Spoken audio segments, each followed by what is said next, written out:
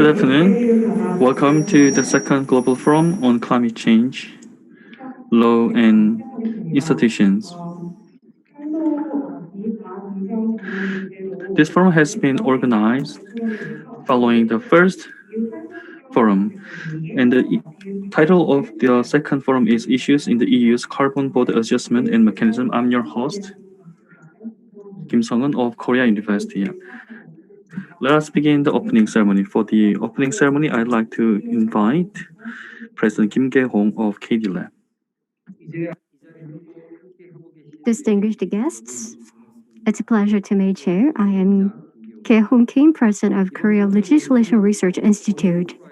I would like to thank experts in various fields from home and abroad for their interest in our forum. Thank you for your on-site and online participation. A warm welcome to you. KLRI, Center for Climate and Marine Governance, GRI of Korea University, Korea Society of Climate Change Research, and CSD Lab have planned to host a total of 4 rounds of Global Forum on Climate Change Law and Institutions on June 30th this year under the theme of carbon neutrality and just transition.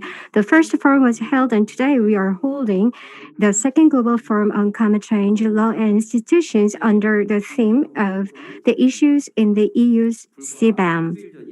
A week ago, on July 14th, 2021, the EU Commission announced Fit for 55 package to cut emissions to at least 55% below 1990 levels by 2030, which includes proposals on EU's climate, energy, transportation, and tax policies. And the Commission also unveiled details of CBAM, which is the topic for today's event.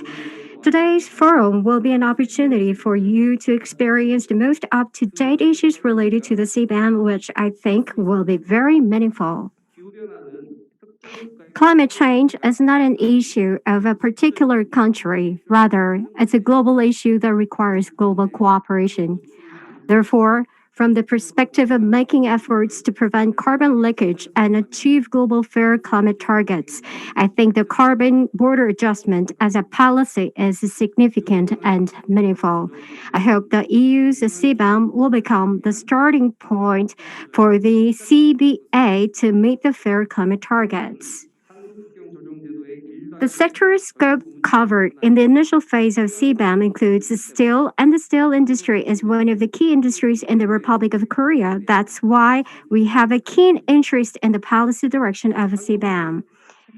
Carbon pricing and carbon price reduction and other issues have not been conclusively decided yet. So I hope through this forum, we can find some solutions to those issues. I thank presenters and discussants for gracing us with their presence. I hope we continuously make exchanges and build cooperation in the field of legislation to respond to climate change. Thank you, Ambassador Kak Sun-shin and President Dong-eun No for your welcoming and congratulatory remarks. And I also thank you, Professor Jang and staff for preparing this forum. I hope this forum will be a pleasant and informative venue for research exchange. Once again, I thank you all. Thank you. Now I'd like to invite Mr. Shin Gak-soo, Senior Advisor of CSD Lab and former Vice Minister of Foreign Affairs of Korea. Honorable Kim Ge-hong, President of KD Lab, President No Dong-hun of Korea Society of Climate Change Research, Honorable Mr. Benoit Lory, Minister Counsellor of Delegation of the EU to ROC, distinguished guests, good afternoon. On behalf of CSD Lab, I'd like to welcome all of you to the second Global Forum on Climate Change Law and Institution, being held under the title of Issues in EU's Carbon Border Adjustment Mechanism.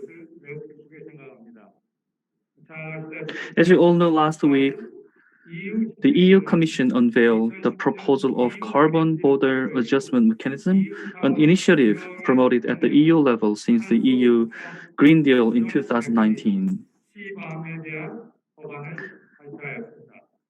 There are still procedures to take before the proposal is passed, but the international community, including Korea, is already busy in figuring out how to respond to this new system.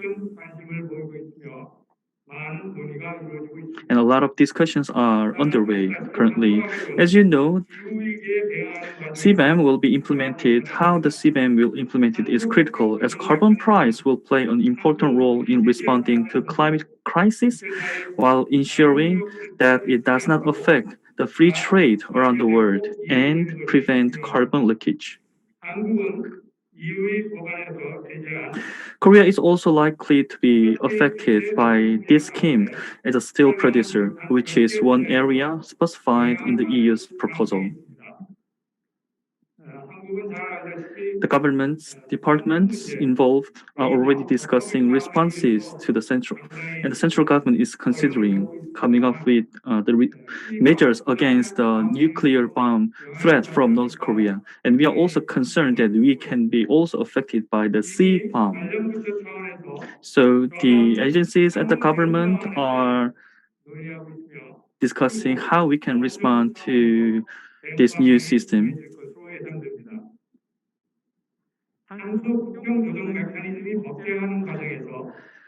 It's my hope that what we discuss today with number one experts from home and abroad will allow us to better understand the important roles of carbon price. And we at CSD Lab will take the lead in the discussion regarding CBAM with partner agencies. The efforts and commitment of the international community to carbon neutrality is very critical. So Korea and EU should cooperate in many fronts. So from that perspective, I do hope that this forum serves as a great chance for us to better understand the CBAM and to come up with the responses for the Korea Republic and the industries. Of course, the CSD Lab promises to take the lead in the discussion regarding CBAM with partner agencies at home and abroad. We do all our best that our responses is processed in an orderly manner. We are still plagued by the pandemic. It is very regrettable that we can't meet you in person. I do hope, but however, that we can meet in person next time to have the next forum. I wish all the attendees joining us both online and offline a good health and success. Thank you. Thank you. Now, I'd like to invite President No Dong-hun of Korea Society of Climate Change Research. Honorable Kim Ge-hong, President of CSD Lab. Honorable Shin Gak-soo, Senior Advisor. Presenters, Professor Jung So-yong, and panelists. I'm very honored, and I'd like to extend my congratulations to the opening of this forum. The COP21 in Paris in 2015 saw the Paris Agreement signed, which would later leave a milestone on the chapter of human history. The agreement went into effect in less than a year of signing, and detailed implementation rules were finalized 2 years later. And the agreement is finally entering into force this year. It's a cause for celebration. It took just 5 years for the Paris Agreement to take effect, and the largest number of state heads gathered since the foundation of the UN. But it's also an evidence that climate change is the gravest threat facing the human being. The Paris Agreement aims to limit the global temperature rise to 1.5 degrees Celsius instead of 2 degrees Celsius. We are ushering in the era of carbon neutrality in this context. 32 of the 37 OECD member countries and 12 of the G20 member countries, including the EU, have declared carbon neutrality. Korea President Moon Jae-in also committed to carbon neutrality in October 2020 by 2050. And is working on measures to achieve the goal. Countries around the world have submitted voluntary reduction goals to the UN. However, if you are to limit the global temperature rise to 1.5 degrees Celsius, we have to drastically adjust the goals of GHG emissions of 2030. While every country is working to cut down GHG emissions, the reduction efforts may vary depending on governments. Businesses in countries with strict regulations on GHG emissions may want to relocate to countries with less stringent rules, which may bring about carbon leakage. This has the potential to develop into a serious issue of such facilities can directly affect a nation's competitiveness. And there are third concerns that the EU has recently decided to introduce carbon border adjustment mechanism on steel, cement, aluminum, and electricity imported into the bloc. The scheme is aimed at protecting the competitiveness of companies in the EU region. However, this system has the potential to impact Korea, which exports steel to EU. We still have 5 years before the system is enforced, but we face the challenge to come up with the standardized method to scientifically figure out the amount of GHG embedded in products.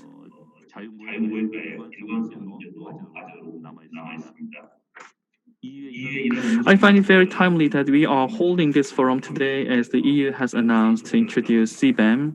I hope that this forum serves as a great chance for the EU, which imports goods from around the world, and the exporting countries to figure out mutually beneficial ways. I look forward to measures which will further promote cooperation between the exporters and the importers. Thank you. Thank you. Now this wraps up the opening ceremony, and we'd like to begin the forum. The presider of this forum will be the Professor Jung So-young of Korea University, and we have 3 panelists: Mr. Benoit Lory, Mr. Counsellor of Delegation of the EU, and Director Andrei Marcu of European Roundtable on Climate Change, and Senior Fellow of Bruegel, Georg Zachmann.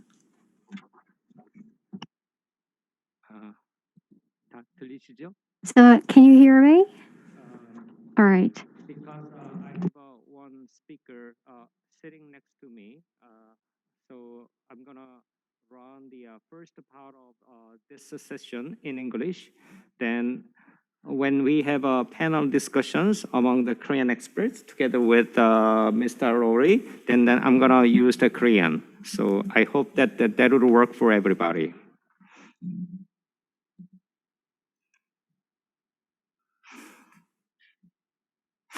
Once again, thank you very much for coming to today's seminar. As Ambassador Shin said, that it would be great if we would have this seminar having the face-to-face mode, but due to COVID-19, we're gonna run this seminar today in a hybrid mode. And then especially those who made a very important visit to Korea University campus, I'd like to express my sincere thanks for your coming to the seminar.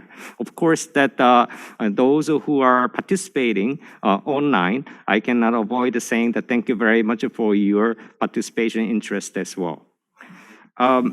Last week, I think many of us, I think no matter whether you're gonna come here as a participant, speaker, discussant, or even the general audience, everybody has very keen interest in knowing what it will be like, Sebum draft regulation. There was a release last week, and what kind of impacts that would bring to Korea. And then, as some of you may know, that when you took a look at the newspaper and other media that in Korea, actually there are a lot of coverages on the possible implications that the Sebum mechanism would bring the impact to Korea. So in that sense, that organizers planned actually this seminar several months ago, thinking that the Sebum draft would be released around this time.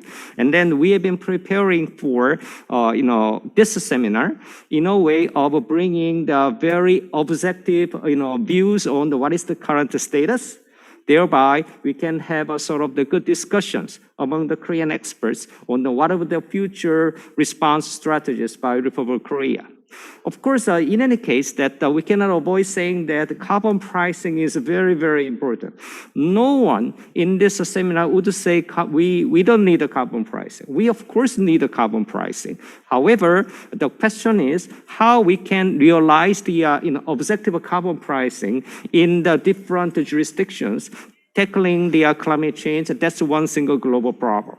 In the sense that there are many things that we can learn from the EU's efforts, but at the same time, because we have different systems, and then so maybe there might be some points that we might want to have discussions with EU colleagues, and also, of course, other people or governments in other jurisdictions as well. Having said that, we are very pleased to have three distinguished speakers from the EU. Mr. Lory, the first speaker, is sitting next to me, and then the other two speakers, unfortunately, because of the COVID-19, actually joined online. Especially the third speaker, Dr. Zachmann, had an unavoidable schedule ahead on this important day, today, in other words. So he pre-recorded his presentation right before the Sebum was released. But when I saw his presentation again, that his presentation would still very much make sense. Actually, it's very helpful for us to have fruitful discussions today. Having said that, without further ado, let me just introduce Mr. Lory again. He is the Minister Counsel of the EU Delegation to Republic of Korea. And then he is leading the discussions about the Sebum-related matters within this delegation in Seoul. And then I hope that his presentation will be a very good help for us to have a good snapshot on what is the current status of the Sebum and what kind of implications that we can think about. Having said that, Mr. Lory, the floor is yours. Thank you, Professor Chung. Distinguished Professor Kim, President of Korea Legislative Research Institute, distinguished Ambassador Shin, Senior Advisor also of CSDLAP, and distinguished Professor No, President of Korea Society of Climate Change Research. It's a pleasure and honor for me to be this afternoon with you to discuss this important topic that, as Professor Chen just mentioned, has raised some important reaction, in particular in Korea, in the Korean media. And I think this meeting is really very well, tamely organized. But before entering into the details of the Sebum proposal, I would like to sketch a little bit the broad picture. Why do we have this Sebum proposal on our table? As you all know, climate change is the biggest challenge of our time. And it is an opportunity to build a new economic model also. In that respect, the EU has adopted a very ambitious policy and has committed already on a series of climate goals. Already in December 2019, the EU has published its Green Deal, which is the blueprint of the EU policy of climate change policy.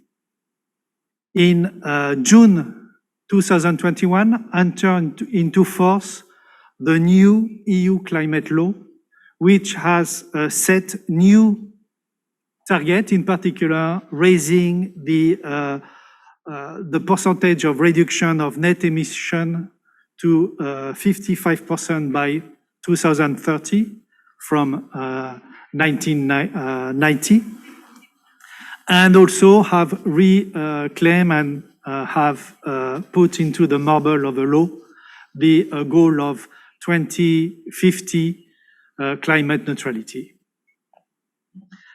And last week, the European Commission has adopted a package which is called Fit for 55 for the 55 reduction of net emissions. This package is really the instrument that will implement the EU commitments. And the package is a set of interconnected proposals which secure also not only the legislative climate goal, but also secure the economic growth and also ensure that no one is left behind. Overall, this package enhances 8 existing pieces of legislation and presents 5 new initiatives, among them the Sebum initiatives. The chosen policy is carefully balanced between pricing measures, targets, standards, and support measures. The package will also be a key milestone on the road of the Glasgow COP26 at the end of the year, and which will be held, later this year. And it will be the backbone of the EU delivery on its commitment to the planet and the world for global engagement and international cooperation. As the next step, the package, I repeat, is a Commission proposal. It means that now it will be negotiated and will have to be agreed upon the EU co-legislator, which are the EU member states on one hand, and the European Parliament. We have announced some target for the adoption of this package. However, as in any democratic legislative system, we don't know when, and we don't know how the package will be amended through this legislative process. But let's move now more specifically on the Sebum. I think it is.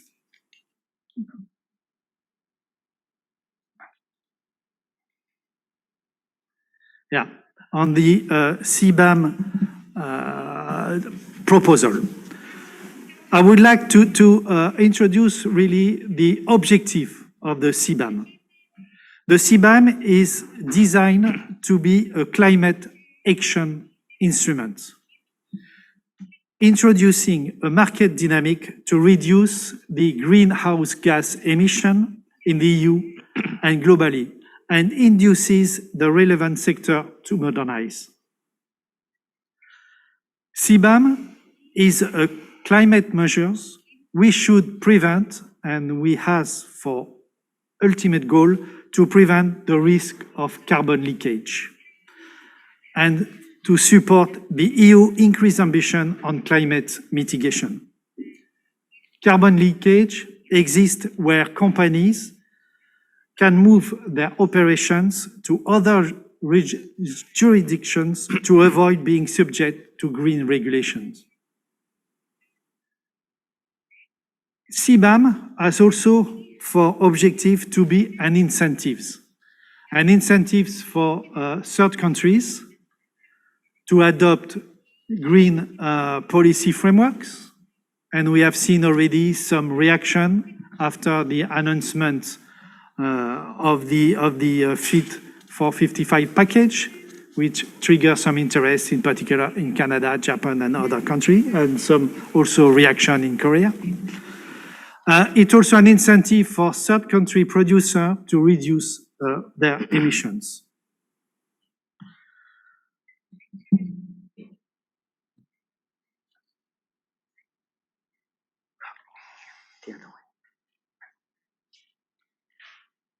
Yeah. I would like now to introduce the key elements of the CBAM. CBAM is based on a carbon pricing system. It means that the company will buy carbon certificates corresponding to the carbon price that would have been paid had the good been produced under the EU carbon pricing rules. The CBAM is also compatible with WTO rules and other international obligations. It is not a discriminatory instrument. It is a climate action, a climate instrument.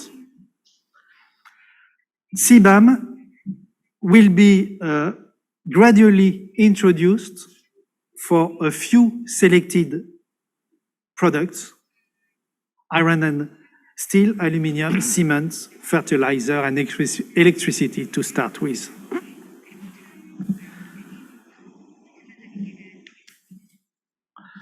The basic concepts of CBAM are the following. First of all, the companies will purchase carbon certificates and will pay a carbon adjustment for imports of certain goods corresponding to the price that would have been paid had the good been produced under the EU ETS system. There will be, under CBAM, there will be nevertheless a possibility of 100 deduction if the non-EU producer already paid a carbon price for the production in its third country.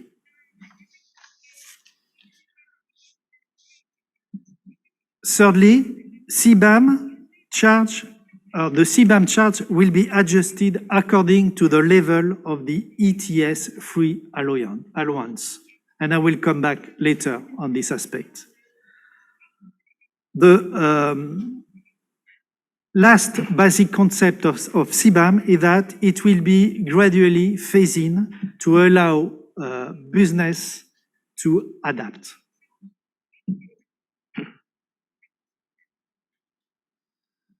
Now, if we enter into more in the details, CBAM, in the first place, will target 5 sectors: cement, iron and steel, aluminum, fertilizer, and electricity. And why these 5 sectors at the beginning? Because we are focusing on carbon-intensive sector, and this sector altogether are responsible for half of the CO2 EU and global emissions. The main criteria for the selection of these 5 sectors have been the relevance of sector in terms of emissions, the sector exposure to significant risk of carbon leakage, and the need to balance broad coverage in terms of greenhouse emission while limiting the complexity and the administrative efforts, meaning that these sectors, being high risk of carbon leakage, are also sectors where the administration of this new system is not that difficult.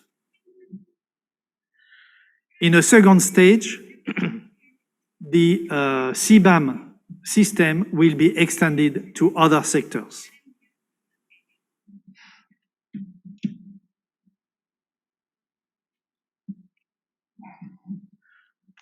The CBAM will be gradually phased in.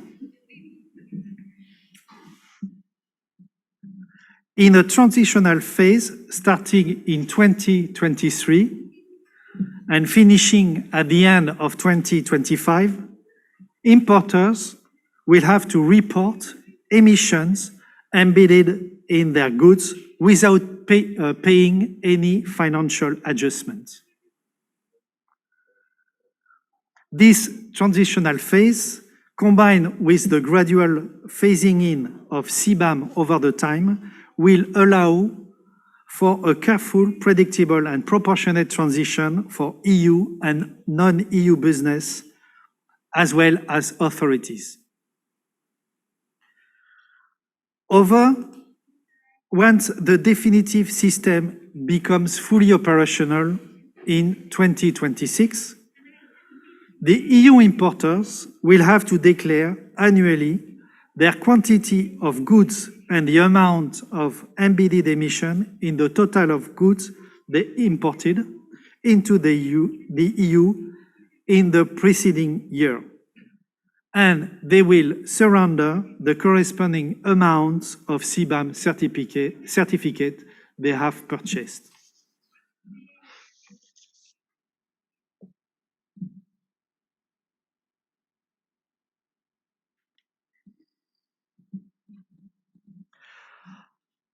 How CBAM and free allowance will coexist? How CBAM and the EU ETS emission system free allocation will coexist? The CBAM is designed to avoid double protection of the EU industry. Double protection would have been incompatible with WTO rules anyway. And the CBAM is an alternative to the EU ETS free allowance. Under the Commission new proposal for the revised ETS, which is also one of the proposals under the Fit for 55 package, the free allowance for the CBAM sectors will be gradually phased out as from 2026. And once the full CBAM regime becomes operational in 2026, it would allow for a smooth transitions where free allowance will be completely phased out while the CBAM will be phased in. This will take place gradually over a period of 10 years, during which the fee allowance will be reduced each year by an additional 10% for the CBAM sector. This means that the CBAM will only begin to apply to the product covered gradually and in direct proportion to the reduction of the free allowance allocated under the ETS for those sectors.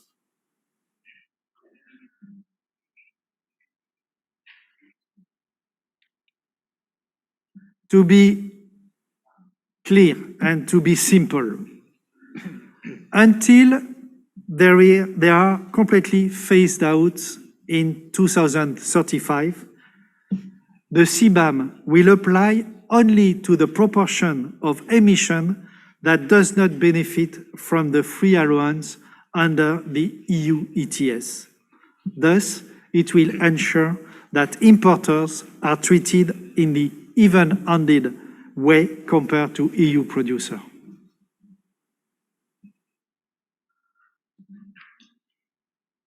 In practice, how it will be working. First, the EU importers of goods covered by the CBAM will register with national authorities, where they will also be able to buy CBAM certificates. The price of the CBAM certificates will be calculated depending on the weekly average auctions price of the EU ETS allowance expressed in euro per ton of CO2 emitted. And the certificates will be valid for a period of 2 years.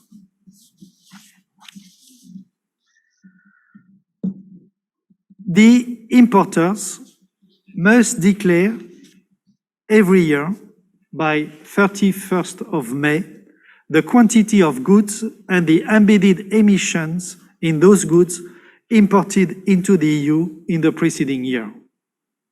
At the same time, the importer surrender the number of Sebum certificates that correspond to the amount of greenhouse gas emissions embedded in the product.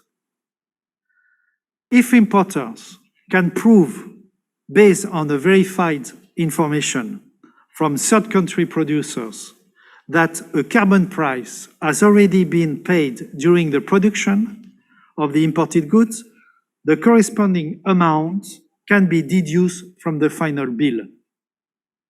And the deduction can be up to the 100% of the amount paid. And for instance, if we take the example of Korea, which has an ETS system in place, that could be part of the, or that could be deduced if there is a proven element that will be deduced from the Sebum fee or charge. The certificate cannot be traded. And it's obvious because Sebum is directly linked to the ETS system, because the price of the certificate, of a Sebum certificate, is calculated based on the price of the ETS,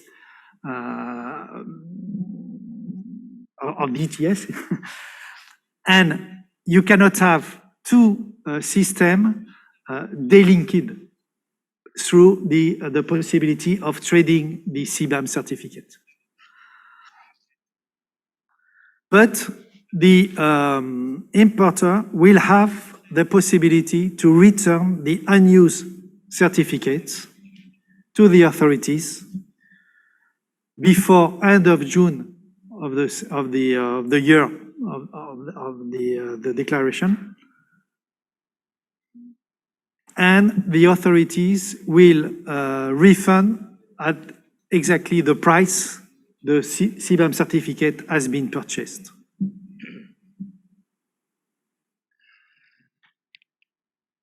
It's clear that Sebum has an international dimension,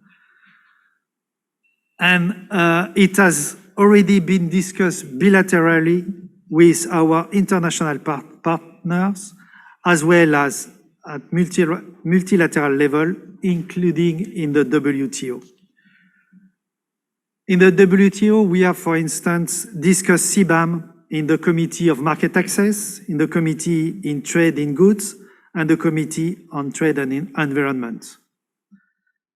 And we have presented an update of the most relevant Green Deal initiatives in the OECD Trade Committee. In the G7 also, it has been discussed. And on a more bilateral level, we have discussed Sebum with our trade partner, either through ad hoc discussion or under the FTA structure of our relationship. In particular, with country, when we have FTA in place, we have discussed under the TSD chapter of this FTA. And I would like to remind you that last week, European Vice President Timmermans was visiting Korea to discuss, in particular, the Fit for 55 packages with your ministers. And in any case, we favor coordination with third countries' approaches to reducing greenhouse gas emission. Because for the EU, it is essential that the Sebum is integrated in a coherent external strategy aiming at setting up effective carbon pricing.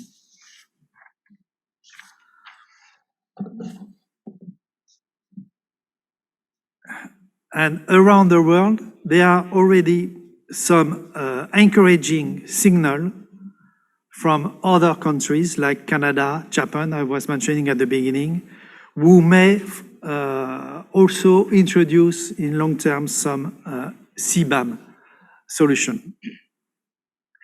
It's also encouraging to see that the US is back also into the game with their reintegration in the Paris agreements and their firmly commitment to the success of the COP 2026.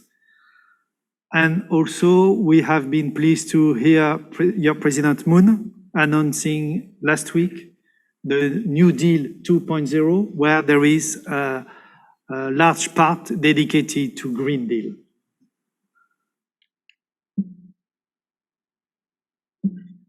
Because we consider that CBAM has an important international dimension, the CBAM is designed also to take full account of the carbon price paid in other countries.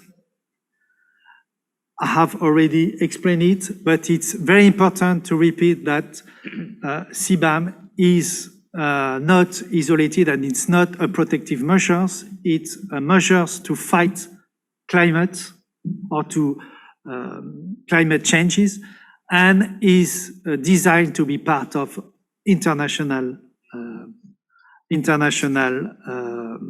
mechanisms.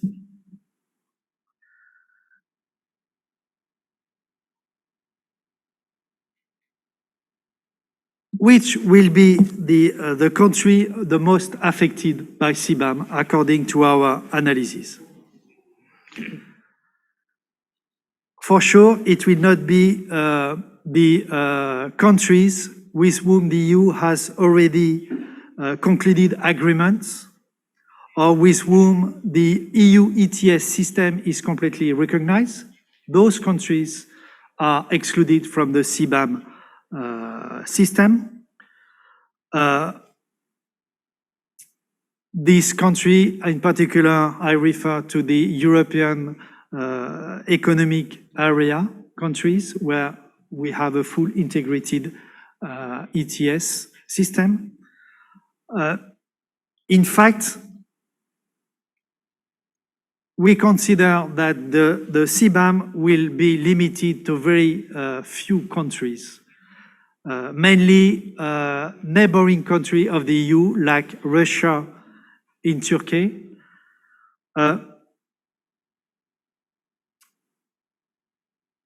If in this last slide, you see that for four sectors that will be covered by the CBAM, South Korea or Korea will or might be impacted only on the iron and steel sectors. But as I was already mentioning during my presentation, Korea has already a system in place, an ETS system in place, which also use carbon pricing elements that might be taken into account in the final evaluation of the CBAM certificate or the CBAM charge by the importers. And in any case, and I will conclude on this one. In any case, the CBAM is part of a bigger package which is under discussion at the legislative level. It might be adjusted, it might be still amended, and we don't know what will be exactly the real final directives or the final regulations. And in particular, the international dimension of CBAM will be heavily discussed at during the legislative process. And just my final words, I would like to highlight one element is that we can only solve the global threat to the climate change by working with our international partners and by working all together. Thank you very much.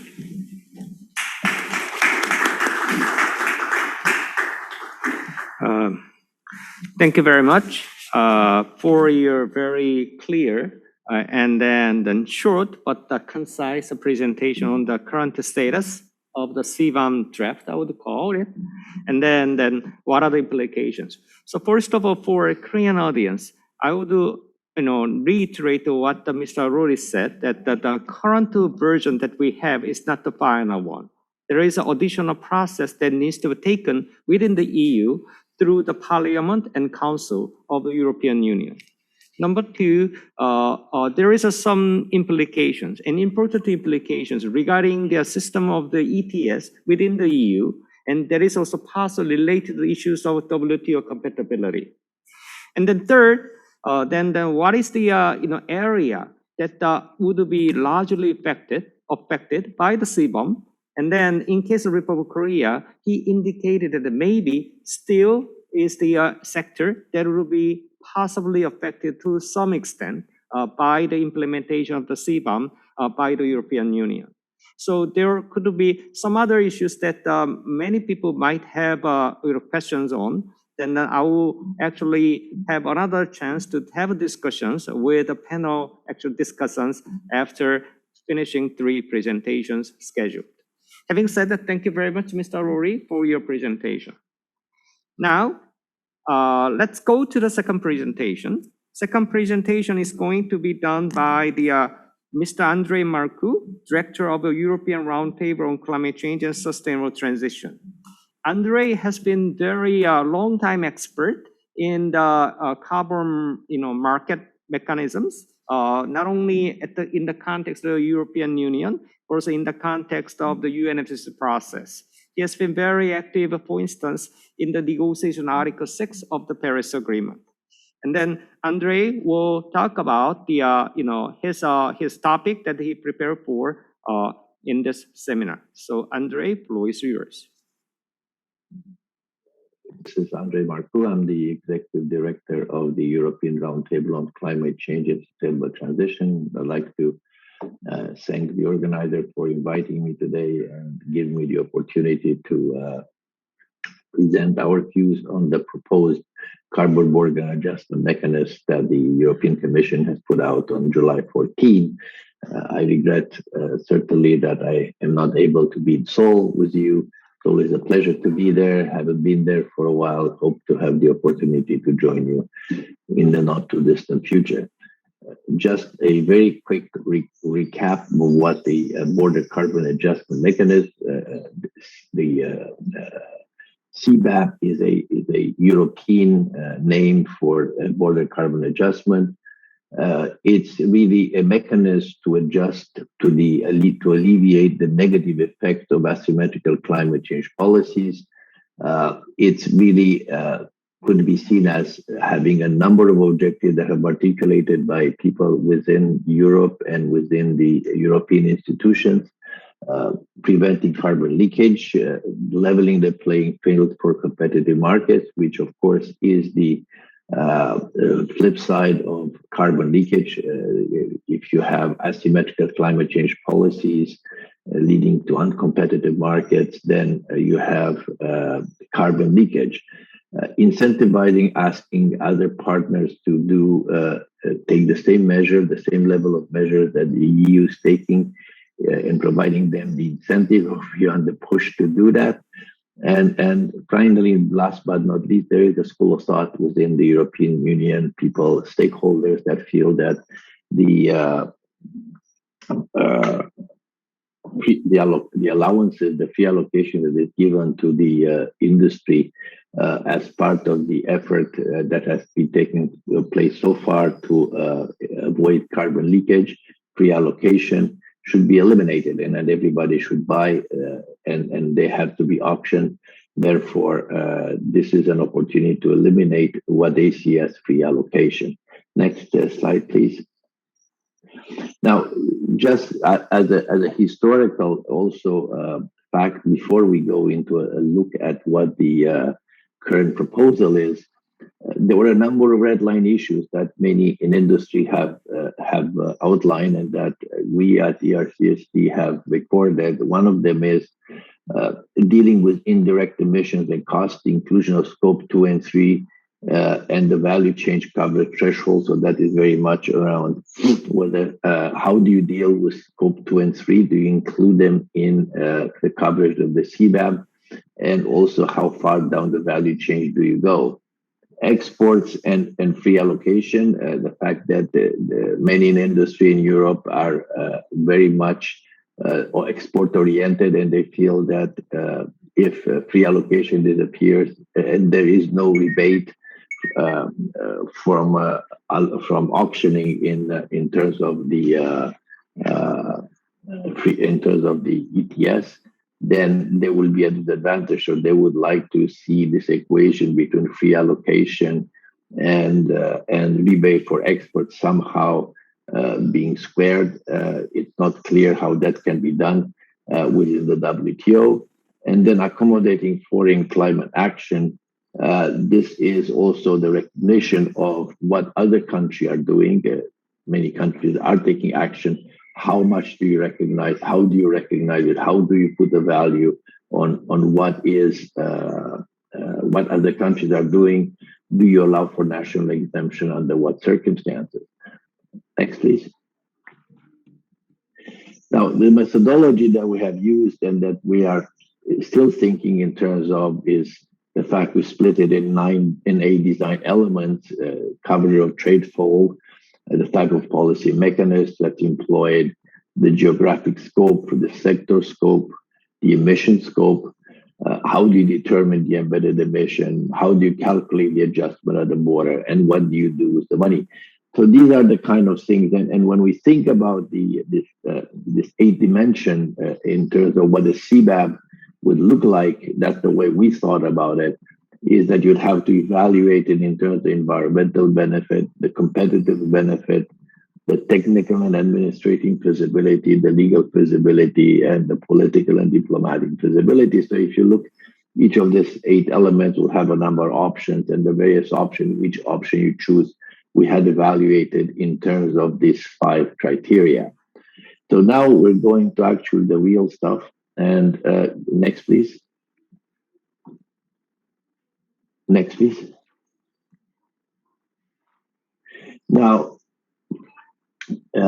as you know, there has been a lot of discussion over the last year and a half what a CBAM would look like, And there's been a lot of speculation, there's been debate. The parliament had its own report in which it outlined its preference.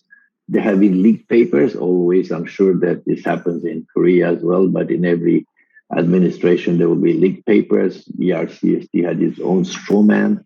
Others have proposed their own version of what it should look like. But finally, last but not least, now we have the proposed design in the European Commission proposal. Now, please understand this is the proposal. This proposal is going to have to go to a complex legislative process, and that legislative process needs to lead to a reconciliation between the Parliament, the Commission proposal, and the members and the European Council. So all these 3 institutions have to come together and come out with something at the end, starting for the proposal of the European Commission. Now, in terms of trade flow coverage, it's only imports that are covered. There are no export rebates. There is, however, pre-allocation maintained in the EU ETS, but it is gradually phased out starting in 2026 to 2036, 10% a year. The notional instrument in terms of what is the policy instrument that is being used, a companion to the EU emission trading scheme, whereby importers have to purchase allowances, certificates priced on the base of EU allowances, and surrender them based on the amount of embedded carbon in the imported product. So it is not bought from under the EU ETS cap. It is an infinite pool of certificates, but it is nevertheless a mirror of the ETS, with the price being equivalent of the ETS price with a calculation of an average, but those are details. The effect on free allocation of EU allowance is important, in the sense that, again, this is starting in 2020, 2023 to 2025 is going to be a pilot phase, where there will be measurement, there will be reporting, but there will be no charging. Starting in 2026 to 2036, the free allocation will start going down, and the CBAM will start ramping up. So it's a phasing in, phasing out between these two instruments. Why? Because the feeling is that asking European industry that has lived with free allocation for the last 20, 15, 17 years to kind of go right away into a situation where they totally auction is too brutal and risk destroying European industry. In terms of geographical scope, the only people that are exempted as a country are those countries that have emission trading systems that are linked to the EU ETS: Liechtenstein, Iceland, Norway, and Switzerland. There are some EU territories that are exempted, but they're very small.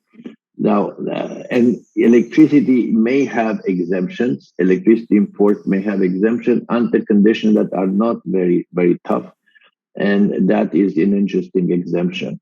Now, in terms of sectoral scope, there are cement, steel, electricity, aluminum, and fertilizers, which cover the simple primary materials, and the semi-complex goods, semi-manufactured goods are covered to a certain degree, but these are things that are still yet to be determined. Now, it's quite clear what cement and electricity and fertilizer, these are things that are a lot on the edges of Europe, in the neighborhood. This is Russia, Ukraine, Turkey, Morocco. Steel is the only one that doesn't fit in this category, and the reason is, in my view, is that steel has always wanted to be included in this. Actually, they went, one of the truest that was around Brussels was that there is no CBAM without steel. Next, please. Now, in terms of emission scope, is only scope 1 that is included. Scope 2 emissions are not included.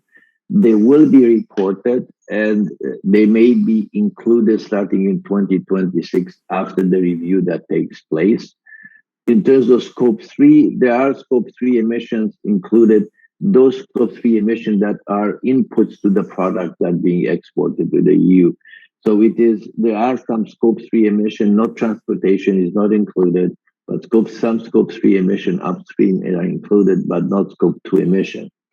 How do you determine embedded emission in a product? That is complex, but in electricity, there is electricity and all other products.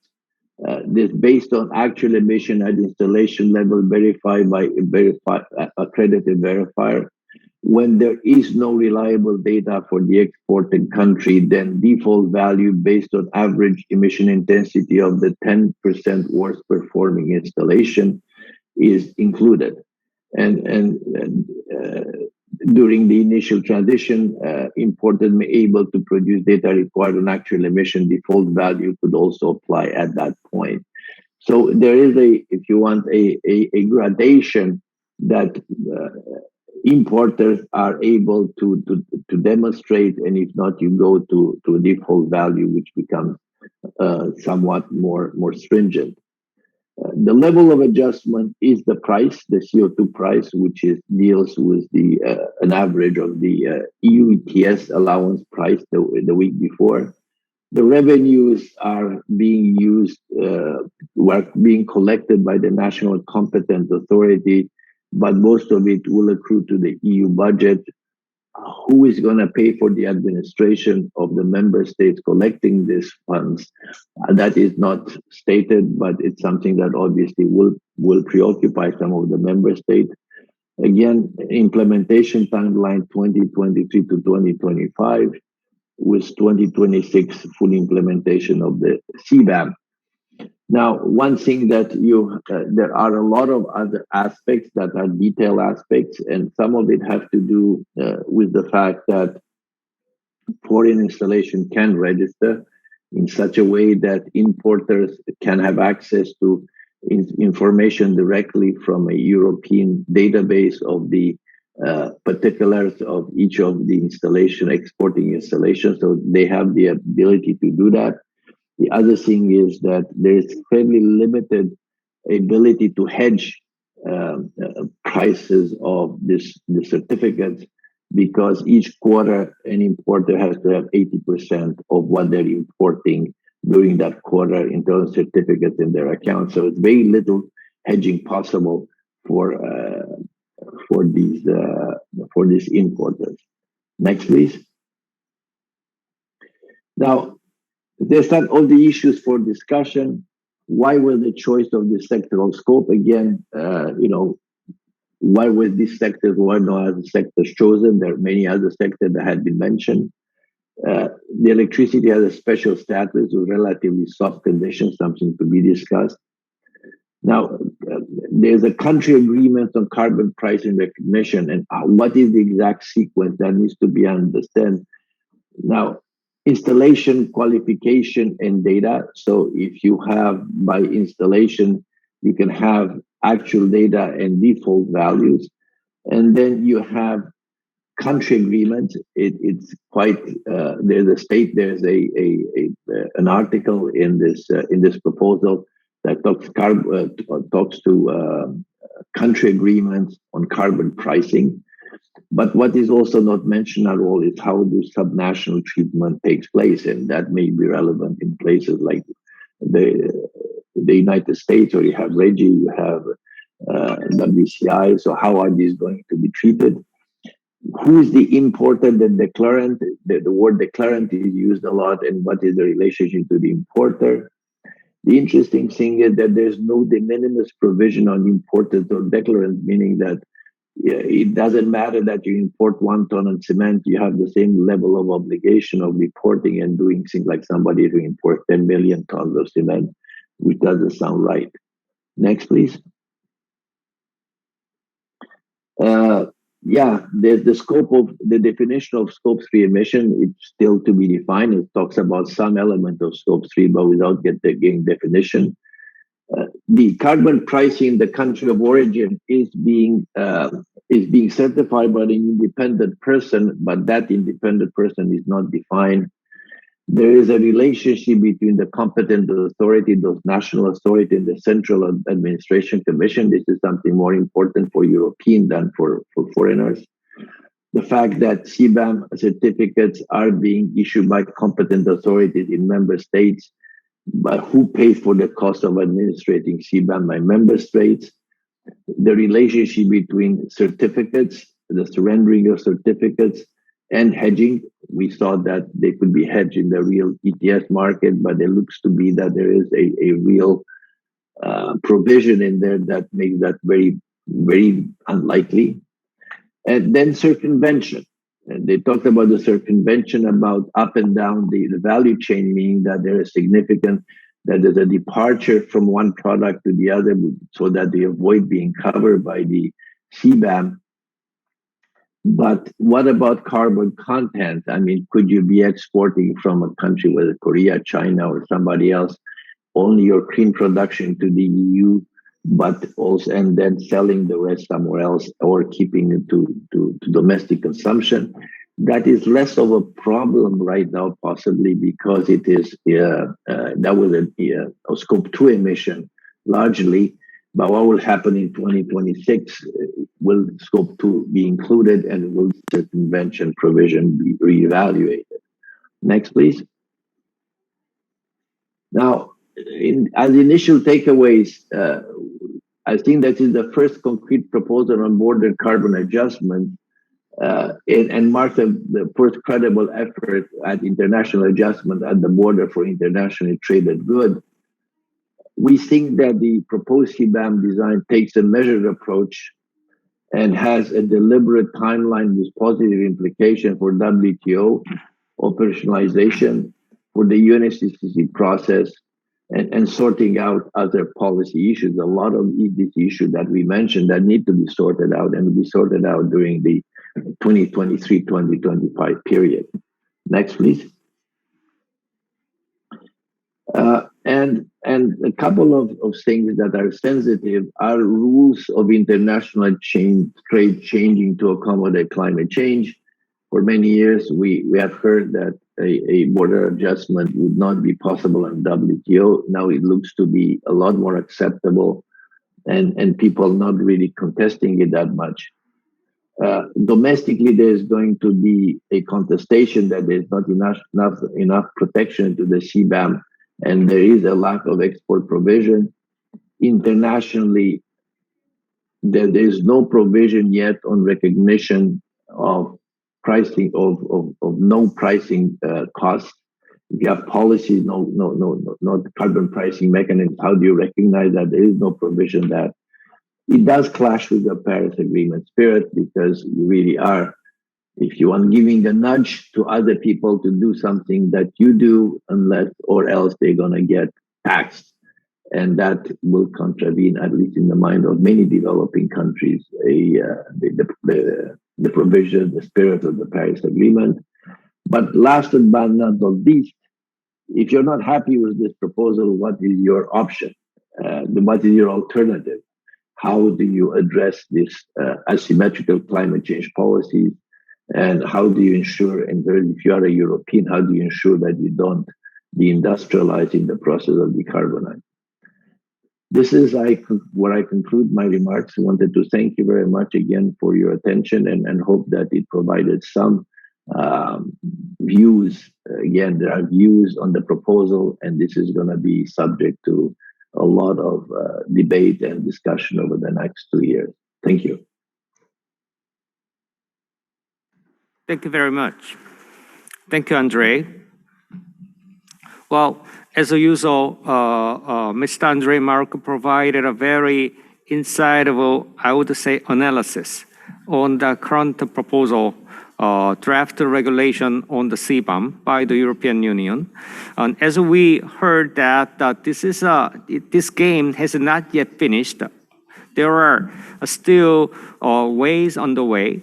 In other words, that addressing some more elements that needs to be more workable, also reflecting some of the possible inputs from the various stakeholders, including the other countries and exporters, and then possibly stakeholders inside the EU.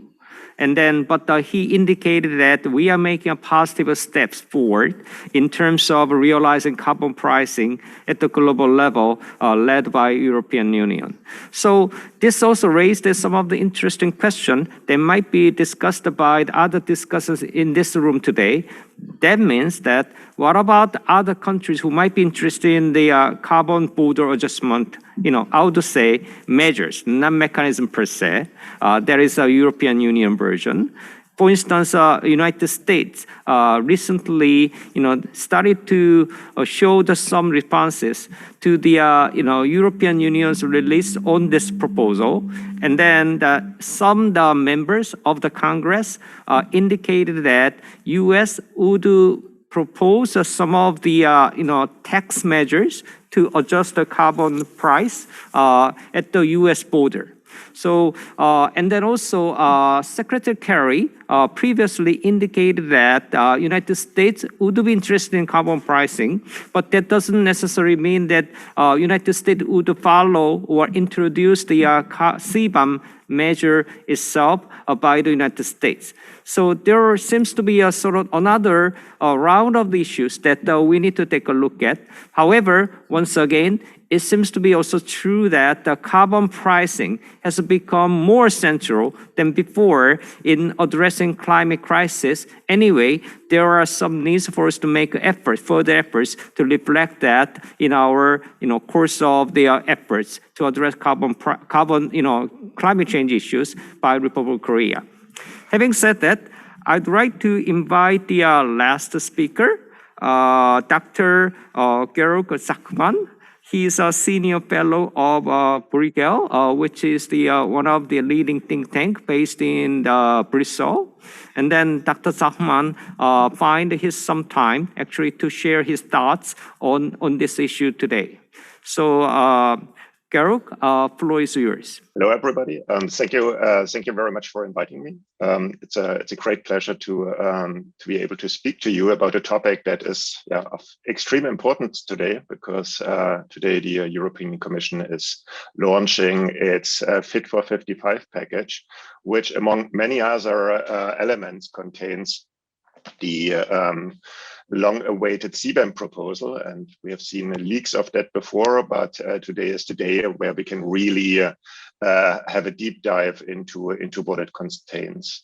Now, I would like to give you a bit of a more general overview why Europe is wanting to have a Sebum, and why Europe is likely to end up with one form or another of such a carbon border adjustment mechanism, and what the different players and actors in the European scene think about that. So what to expect to come out of a lengthy political process that is supposed to follow today's initiative from the Commission, because today is only the first step in a long political process that might eventually lead to the implementation of such a tool. So let me share my screen. Well, the starting point is that Europe has quite significant decarbonization ambitions, and that has been confirmed a month ago with the climate law of the European Union, which essentially enshrined that Europe wants to reduce its carbon emissions by around 55% compared to 1990 levels. And as you can see here in the graph, this 55% is significantly below the baseline of emissions that would be without any policies, and it's also significantly below the initial targets for 2030, which were minus 40%. And another important point to be made is that by 2050, Europe wants to be carbon neutral. And that will mean that essentially no additional emissions, or all emissions that Europe is going to have by 2050, would have to be offset by negative emissions from other sectors or areas. So therefore, the ambition level of the European Union is quite dramatic, and carbon prices are expected to play a very important role in the European decarbonization drive. Which is interesting because not all major economies are betting on carbon prices, as you certainly know.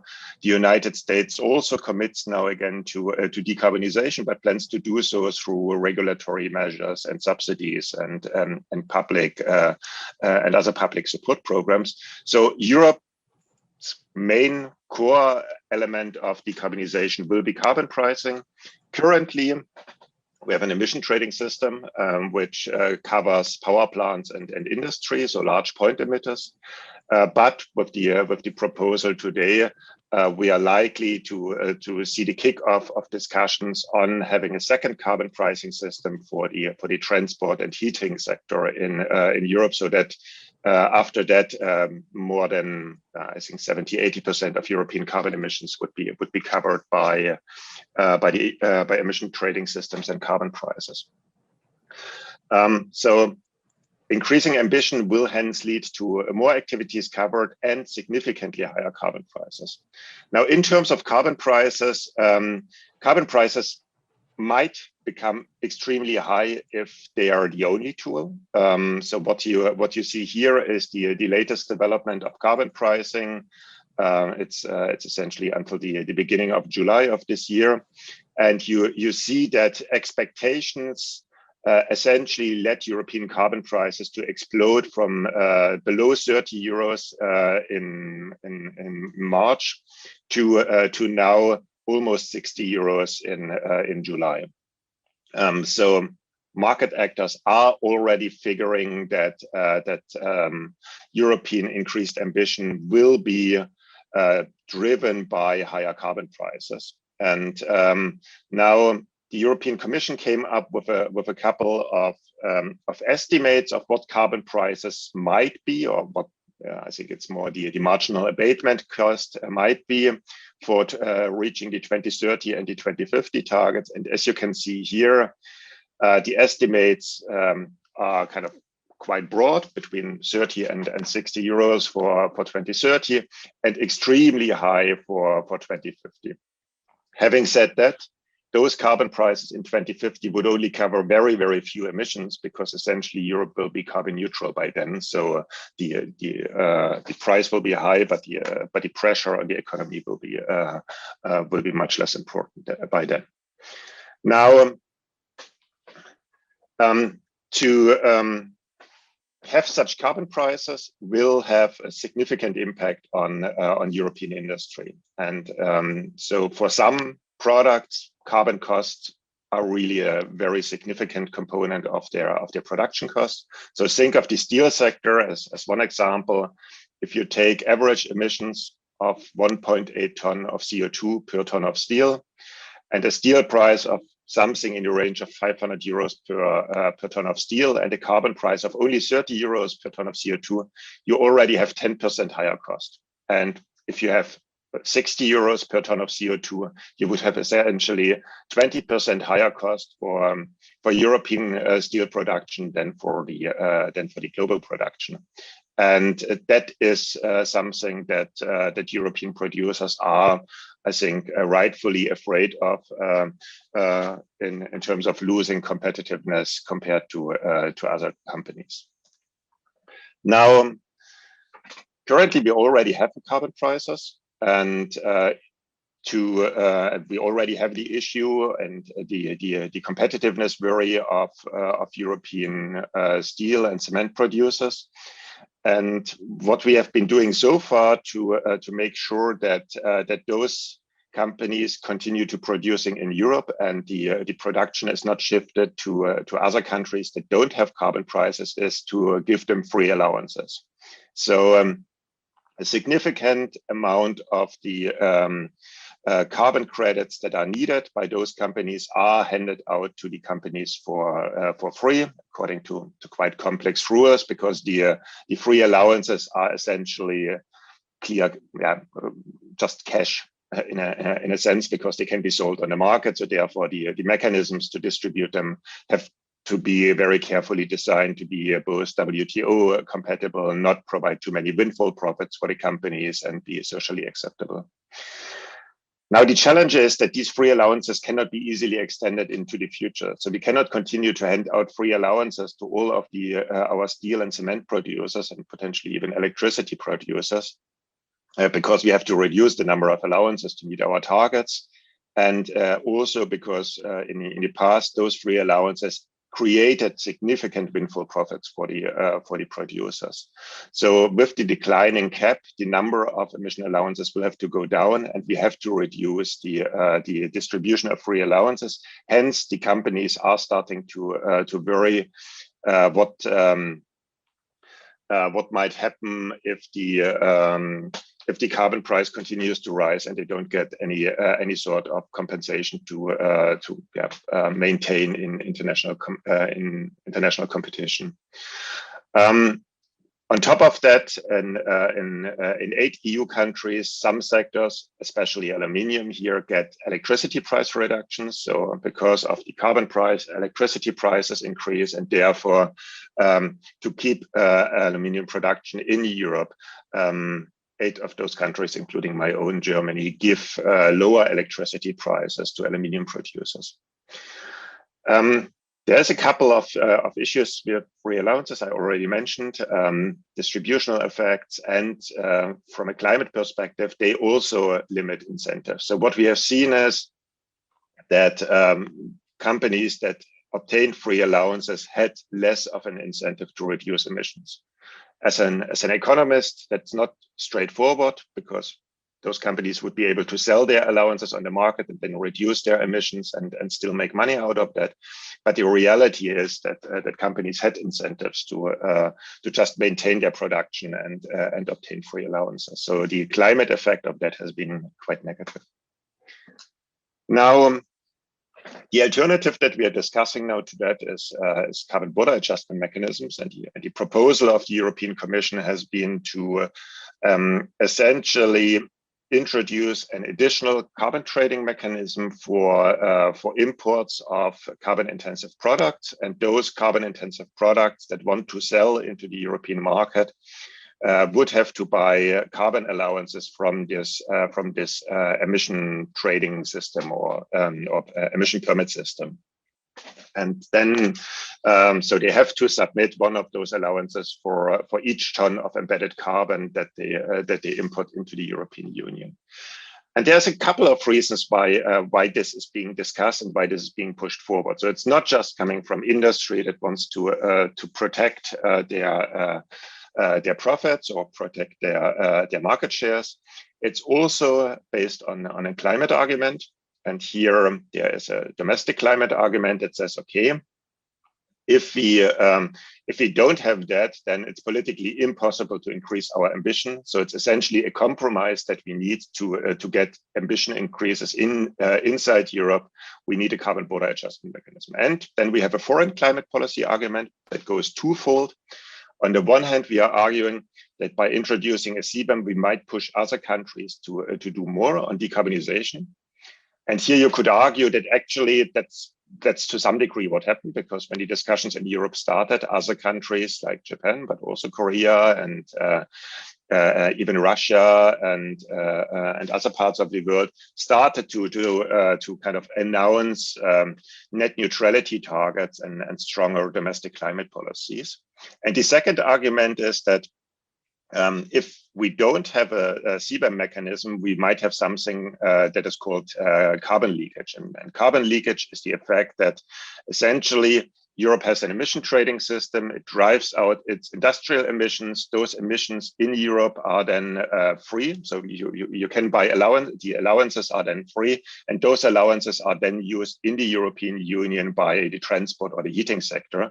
And therefore, European emissions do not increase, but the production that is shifted to other parts of the world increases the emissions in other parts of the world. And therefore, actually, by a European emission trading system with very high prices without a carbon border adjustment, we would potentially see an increase in emissions and not a reduction in emissions. And then the third element of arguments why Europeans think that CBAM is a helpful tool is in terms of fiscal effects. First, it allows us to get rid of free allowances, and those free allowances, as I said before, they are just money, because we hand out allowances that the governments could otherwise sell for 30 to 60 euros.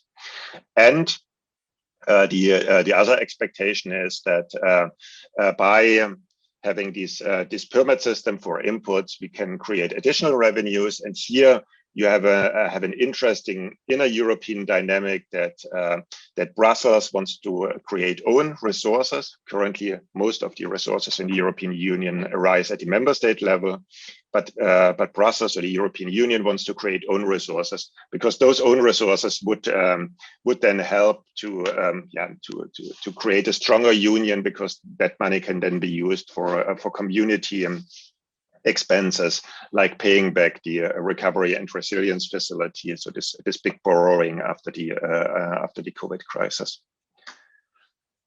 Now, in terms of legal roadmap,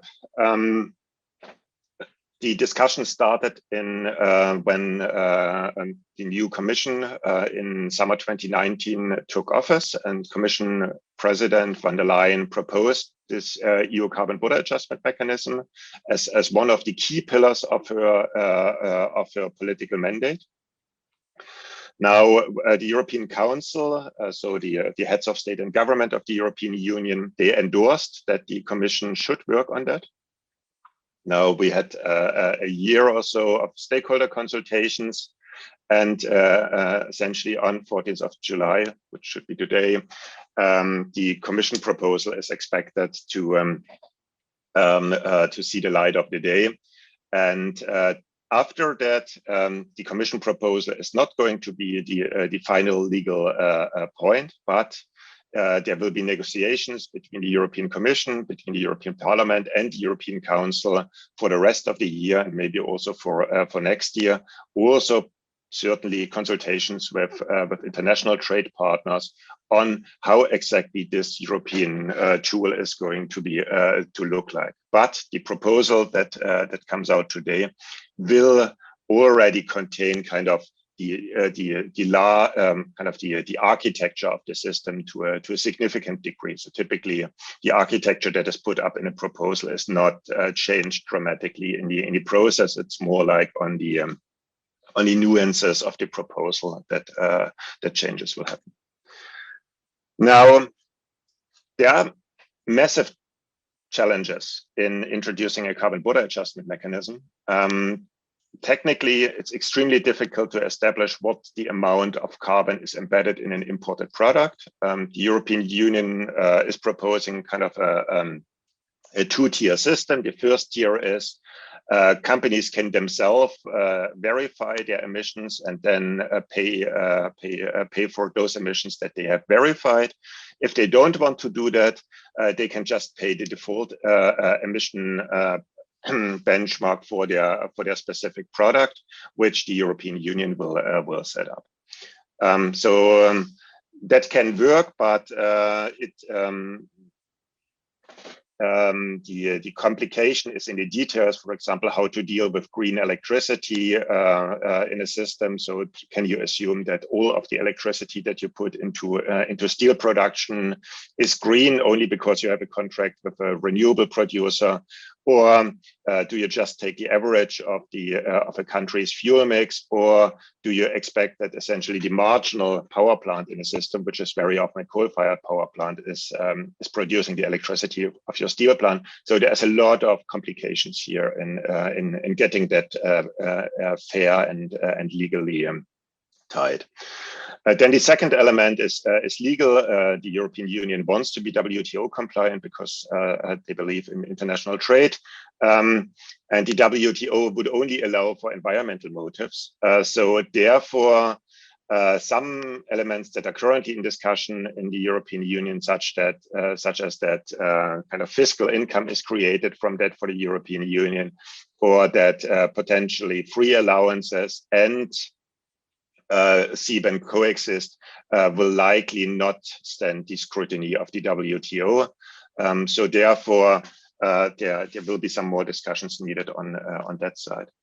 And finally, there are political arguments. So I think there are essentially two things here. One is the foreign political arguments. Some of our main trade partners, including China, Russia, and the US, have essentially already made known to the EU that they do not like this idea of a carbon border adjustment mechanism. And potentially for some of them, it's not so much because they are significantly affected by that, but it's also a reason of or a matter of principle, because they don't want the EU to try to push for stricter domestic climate policies outside of its borders. And the other opposition that might arise is inside the European Union, where we have to discuss between member states what are the distributional effects here of different layouts of a carbon border adjustment mechanism. So do we protect more the steel sector, or do we protect more the cement sector that might be based in another country? It is questions between income groups. Typically, carbon border adjustment mechanisms are good for industry and bad for consumers. And there's also distributional effects between member states and Brussels. So does the Brussels get the money, or do the member states get the money? So there's a lot of discussions still to be had here. Now, my take would be that I can see 5 different scenarios, but I hope that in the discussion people might see also other options, and also Andrei, Marcu will have hopefully interesting views on that. So The first thing might be a purely domestic solution. And what I mean with a domestic solution is that Europe, in the end of the day, will not introduce a carbon border adjustment mechanism, but something like a carbon consumption excise on all products, both imported and domestically produced. That's a proposal that is currently circulating in some corners in Brussels. And it's quite interesting because it does not rely on any trade protection, but just treats all the products that are sold in the European Union the same. Another domestic solution would be to, instead of protect dirty European producers, to support green European producers, like we did for renewable support. We could also support green steel producers or green cement producers. My implicit likelihood of such a solution is relatively modest, maybe some 20% or so. The second and most likely scenario, in my view, is a unilateral imposition. So essentially the proposal that we have seen today, starting relatively symbolic, but potentially chasing carbon down the value chain. And what I mean by that is that we start out now with steel, but then we see that steel producers will continue to move overseas, and the steel that is then produced in, say, Morocco is then used to produce cans and nails in Morocco, and then those cans and nails are exported to the EU. Where then in Europe, the nail and can producers will start to complain, and then we might have also put carbon border adjustments on nails and cans and so on. So at the end of the day, this system might kind of grow into a very big, I might even call it a monster. The likelihood of something like that is, because the Commission is so entrenched, and that's the proposal that we are seeing, is something like more than 40%. The third solution, which is a very interesting proposal, is the idea of a climate club, which would essentially mean that different countries in the world, important countries, form together a climate club and say that they all might have carbon border adjustments to their neighbors, but among each others, they don't levy any carbon border adjustments. So the idea here would be that the European Union and the US and maybe other OECD countries, potentially including Korea, form such a climate club. And it sounds like a brilliant idea. The challenge here is twofold. On the one hand, you need to get the governance right, because the US will not have a carbon price. So how do you assess whether the US climate policy are sufficient? And the other challenge is, if you have such a thing, there is a risk that you essentially undermine the UNFCCC process because you have your own system of monitoring and verification then in this carbon club, and then countries that are not part of this club might complain that this is not part of the original deal of the UNFCCC process. The fourth potential is that we got into some constructive international dialogue here, something like what we have seen already with essentially main trading partners putting up credible ambition, like Korea did, and now other countries are doing as well. And then at the end of the day, the European Commission in 2-3 years decides that no carbon border adjustment is needed anymore because the Paris Agreement holds and everybody is meeting its ambition. And the fifth scenario is that the EU falters because the pressure from trade partners is too high.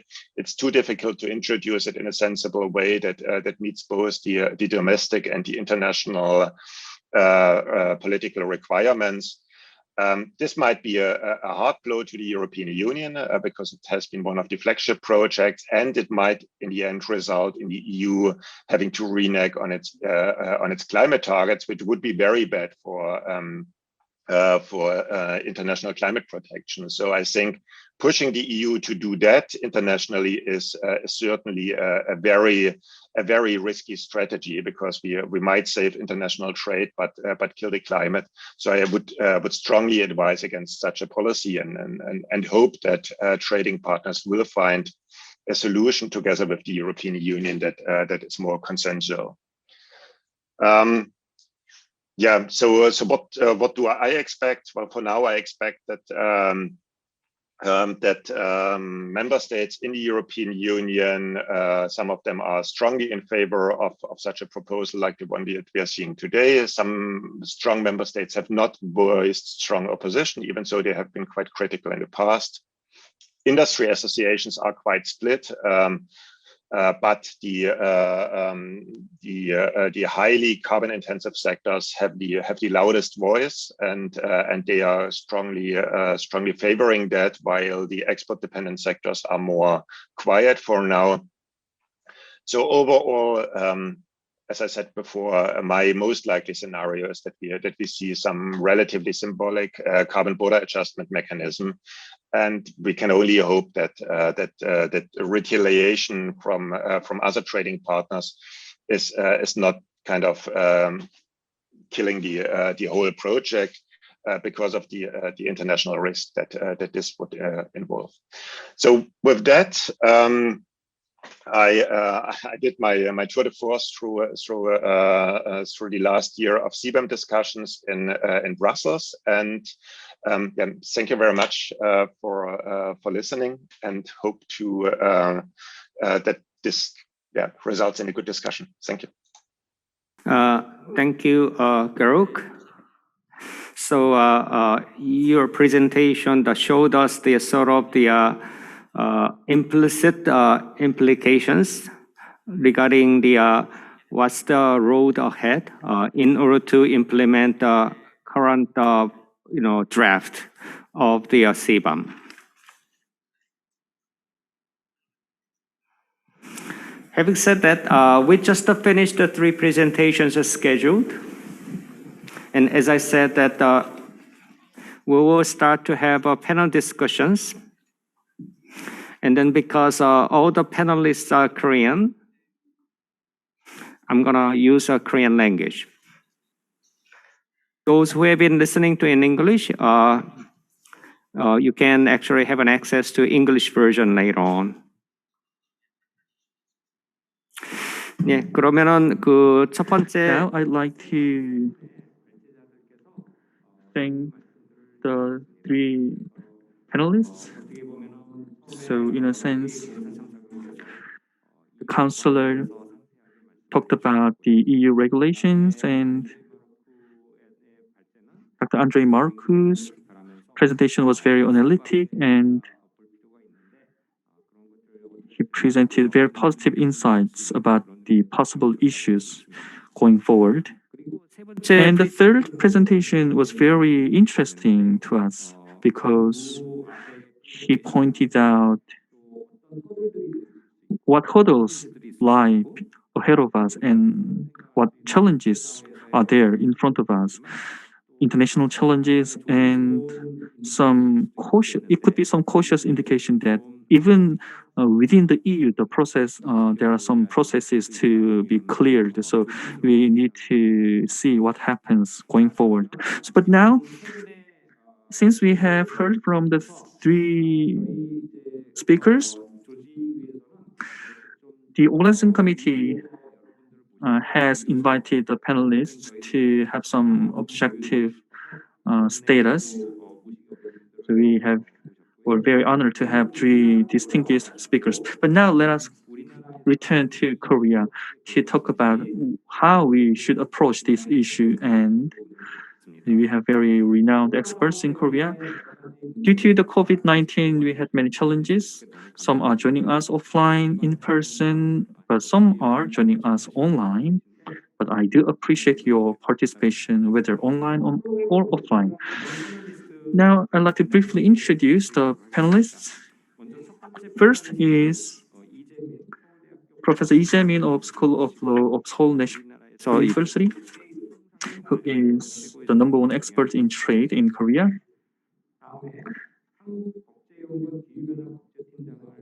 Team leader Jang Eunhye, team leader of Korea Legislation and Research Institute.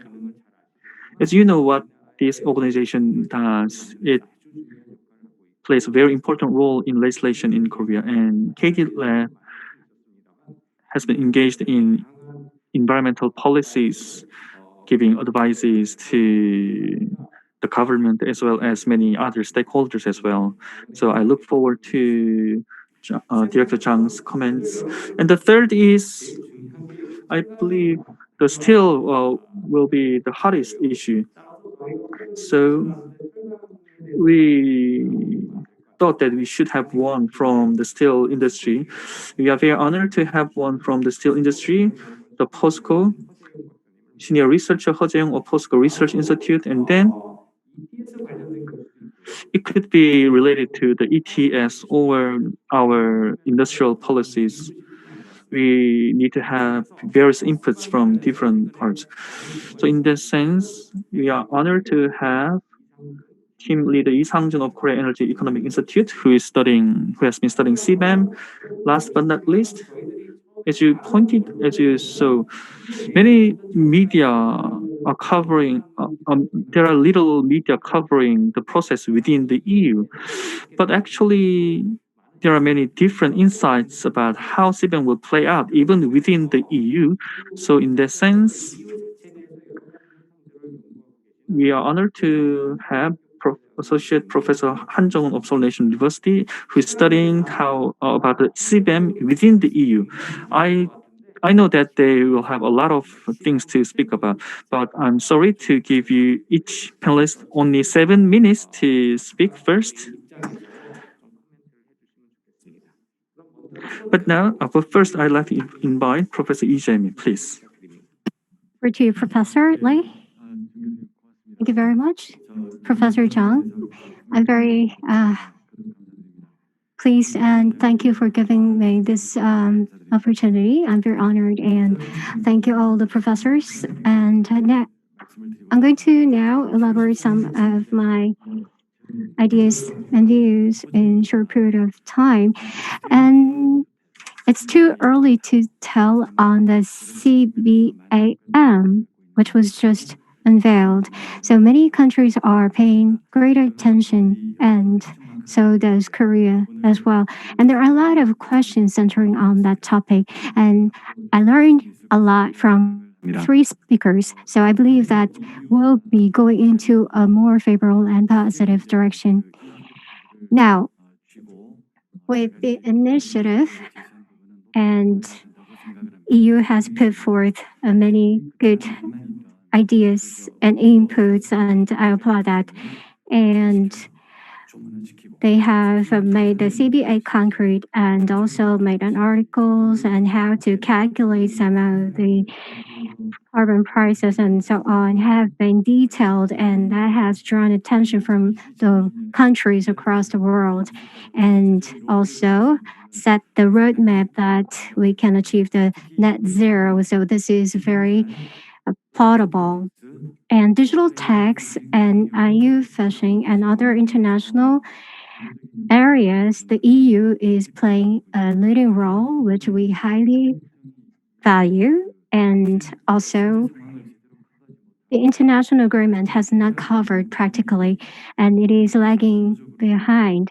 So under such context, EU is exerting the leadership, which is a very distinctive outcome of the EU compared to other countries around the world. In this context, we do highly value CBAM as well. Now, practical things.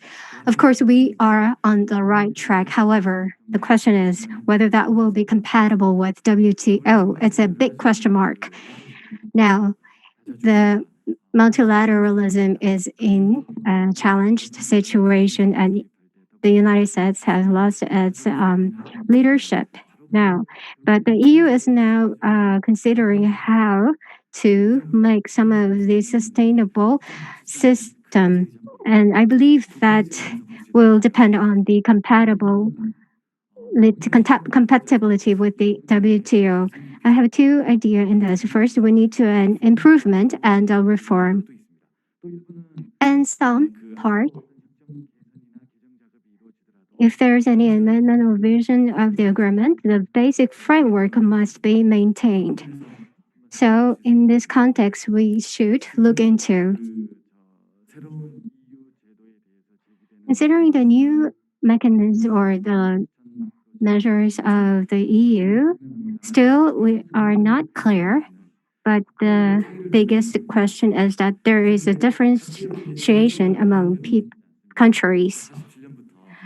From 1947, the guiding principle of the WTO, and that is the national treatment and MFAO, and such a indiscriminative treatment is the core principle of the WTO and guiding and God, I think. But if there is any differences or differentiation among the countries, then how can we address this issue going forward? And how you overcome these challenges will be one of the elements that will ensure the success of the proposal. And I believe that whether we are saying that it is violating or not violating, that is out of context. As you know, as you can see, the Sebum proposal on July 14th, there is an annex list, and there's a list of the countries that are exempted, and also there is a placeholder that will include some potentially problematic countries here. So if EU waives an exemption tools that it is trying to implement that can differentiate and isolate the reliable country, that will be the problem and issues.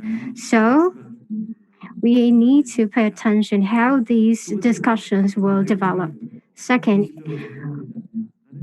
can it be justified with Article 20 of the WTO, even if this is violating the principle of the WTO's rules? Well, of course, the Article 20 have been referred to many incidents, but practically speaking, there is none.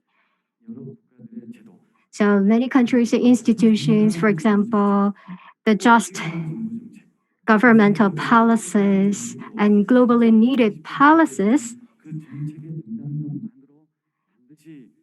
cannot have ensured or assurance that satisfying the Article 20 of the GATT, even if that they are legitimate.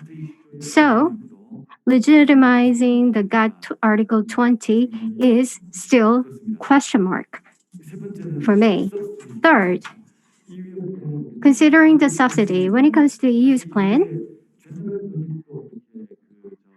the revenues could be transferred to the EU's general budget. If that happens, then that will be supported in many sectors, and in the long term, that will cause implication of the subsidiary issue. So we have to consider that fact as well. Maybe one of the conflicts on the WTO, the Byrd Amendment that the UN was filed for the WTO, and from that case was that the revenue that the country received from other countries used as a budget, which allocated this as a subsidy to the sectors or industry of that country, and that was the issue. So we have to consider the aspect as well. Next, verification. We have established the FTA or signed FTA, and origin of a certificate and verification are the most challenged aspect that companies have nowadays. Even though the market is liberalized and free treatment agreement was made, but meeting all the requirements and joining the verification process are a challenge to the companies as of now. But there are some very detailed provisions in the proposal. So the default rule will be applied to be addressable for the worst 10%. And that rule is included. So I believe that foreign companies will be much pressured on that part. So in the short term, in meeting such a requirement will be very burden for the small and medium-sized enterprises, and that will have also financial burden as well. And also, we need to look into the EU institution, even though that is right direction, and how these will be implemented in details will be our areas of concern. And also, the uncertainty with the compatibility of the WTO will be addressed as well. Thank you very much, Professor Lee. As a top expert of the trade, from the perspective of the trade, he mentioned that there is a good idea in this proposal about how to address issues that can be potentially arise from the WTO was mentioned. Of course, issue of the environment trade always poses challenge to all. There is a conflict panelist. Some these kind of issues were listed, and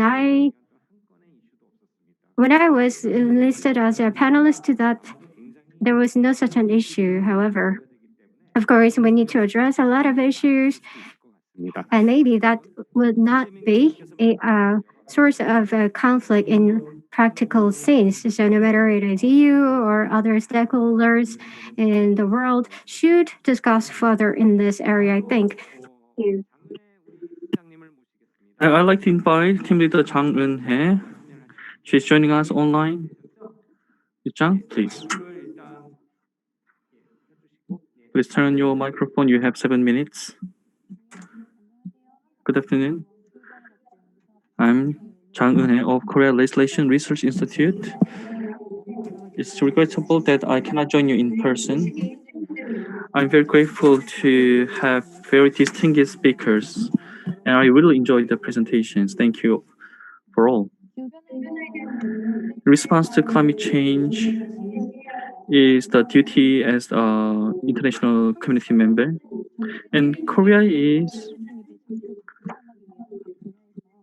working hard to join the global effort to achieve net neutrality by 2050. I'd like to make my comment short.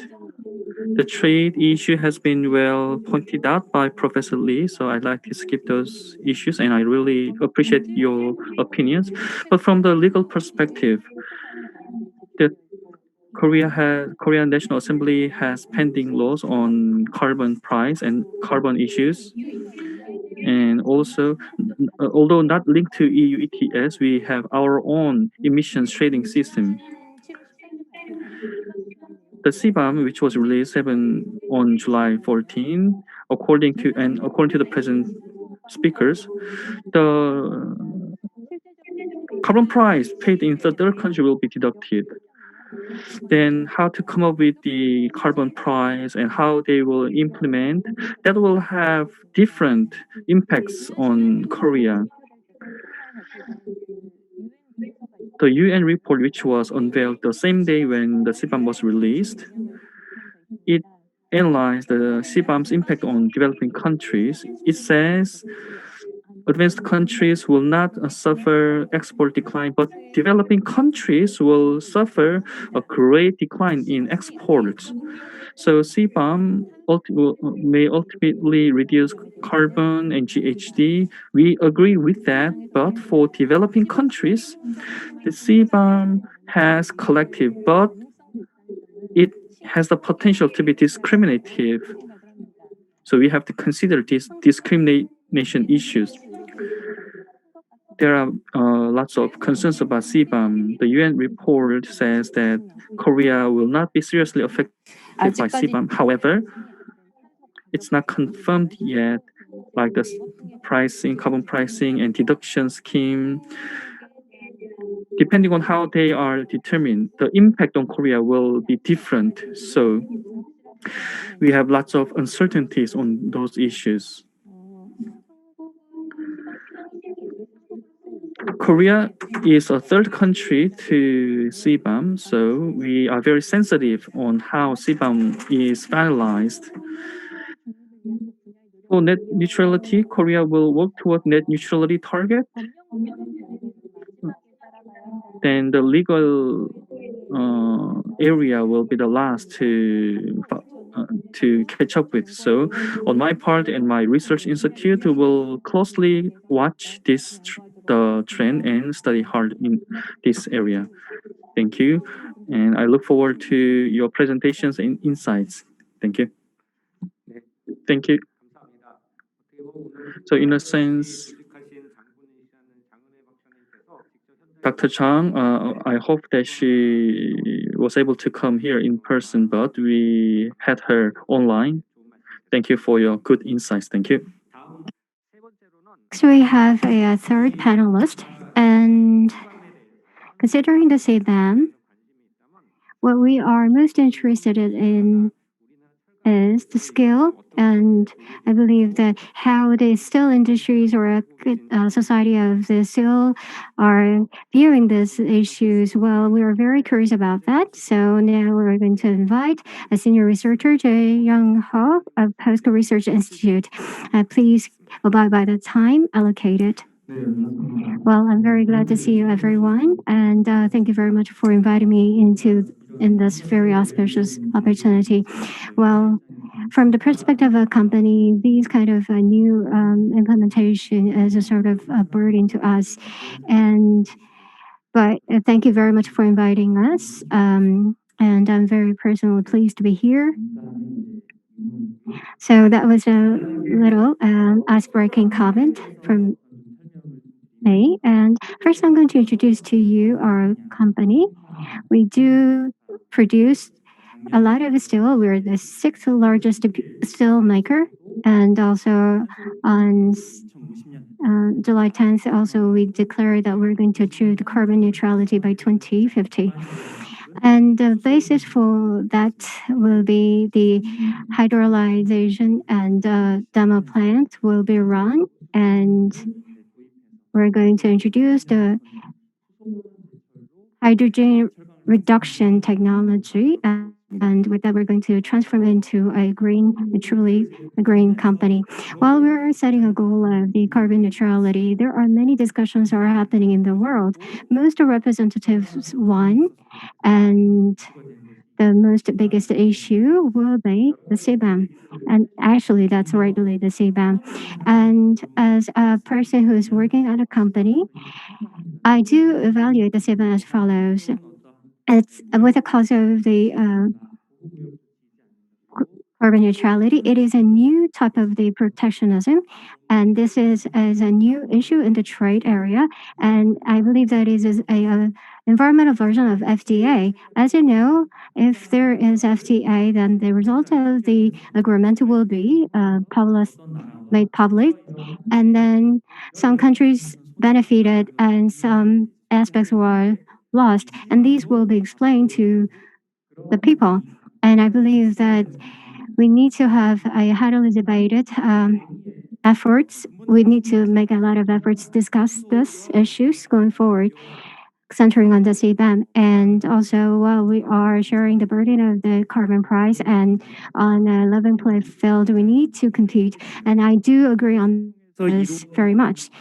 But the result of that will be very important and critical, because based on that, in the era of the carbon neutrality, the industrial restructural direction will be set. So this is a very important issue. And you have mentioned about the rules in WTO. What I want to mention is that UNFCCC and Paris Agreement, the basic principle, there is a CBDR rules that is a common but discriminative principle.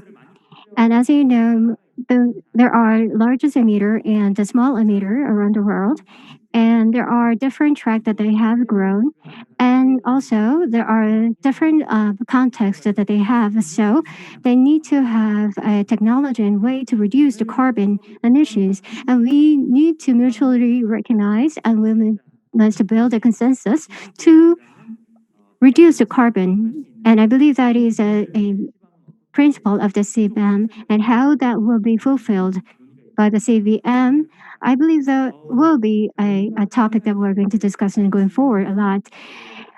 But we do think important point that we have to discuss is that, of course, the professors have mentioned the scientific based calculation. How do we calculate the JHG? And that will be more a critical issue. The mutually accreditable. And so the MRV of the two countries, how this is going to be achieved as a form of FTA by industry. And also there are many issues or talking points and by industry as well, I think.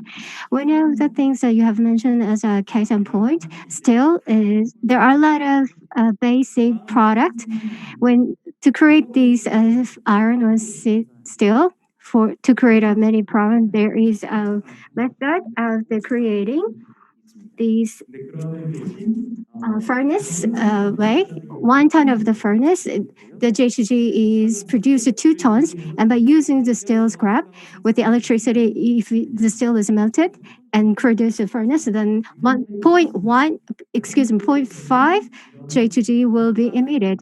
In order to create this quality steel, we are very specialized, and based on the furnace, we do produce this excellent product in steel. I believe there are half electricity-based steelmaker and furnace-based steelmakers in Europe, half and half. But I believe that the one of the characteristics that European has is a direct reduced iron. So they do import from the Middle East or Latin American countries. What I want to say is that when iron is in natural state, they got rust because they want to get the they have affinity to oxygen. So the oxygen must be taken off to use. But in Middle East and also in Latin American countries, the European countries import to produce steel that is a sort of a carbon leakage. In fact, if that happens, then from the perspective of the Scope 3, from Europe and Latin America, the GHG that has been emitted in addition to that, and also the steel that has been produced in the Euro will be calculated. Well, that will be a very important issue. For example, if we, how do we calculate? Do we have to consider only the carbon emission that has been produced inside the EU, or do we have to add all this process, the carbon emissions that have been produced, all this process? And also, do we have to differentiate the calculation for the steels that are produced based on furnace or the electricity? Well, that would differ. And also, among other breakdowns of a blister steel, which type of a blister steel will be made to which industry will be also an area that we need to consider. So we need to calculate all or total carbon that have emitted throughout the process of the trade, or they can create a benchmark by calculating only the carbons that has been emitted in one particular processes and compare with other countries. And how do the blister steels produce the carbon? Well, 1.3 or 1.2, that is included or defined by the European taxonomy. And however, compared with that, ISO is different from that benchmark because ISO wants the best available technology. Which one is correct? Well, we cannot say that, but that is hotly debated as a controversy. There's a CDQ installation, and they collect that heat and reuse. And 99% of the buy product gas are being used to produce electricity. But some companies in the Europe that use technology or not. IA made a global analysis and said that the Korea has the lowest potential to save the energy in this respect. Even though that potential is low, even though the Korea has introduced a lot of technology, but compared to other countries in the Europe, Korea can be viewed as a high GHG emitter compared to other countries in the EU with that because of that calculation. So how do we calculate and how do we direct the calculation will be very difficult. So we need to discuss a lot. Well, that could be very difficult and technical things, but we could understand that is, after all, a standard conflicts, and how we're going to decide which standard will be the talking point that he has mentioned. So by jurisdiction, what kind of standard that we're going to adopt, whether they're going to adopt global standard and how to verify that and how they're going to make exemptions. These kind of technical issues should be addressed as well. Thank you very much for your comment in short period of time. Now I'd like to invite Team Lead Sangjun of Korea Energy Economics Institute. He's joining us online, please. You have 7 minutes. I'm sorry to be joining you online. I do wish that I were able to go there in person, but I couldn't because of the COVID-19. Just yesterday, the Korea Chamber of Commerce and Trade Association held an online seminar just yesterday.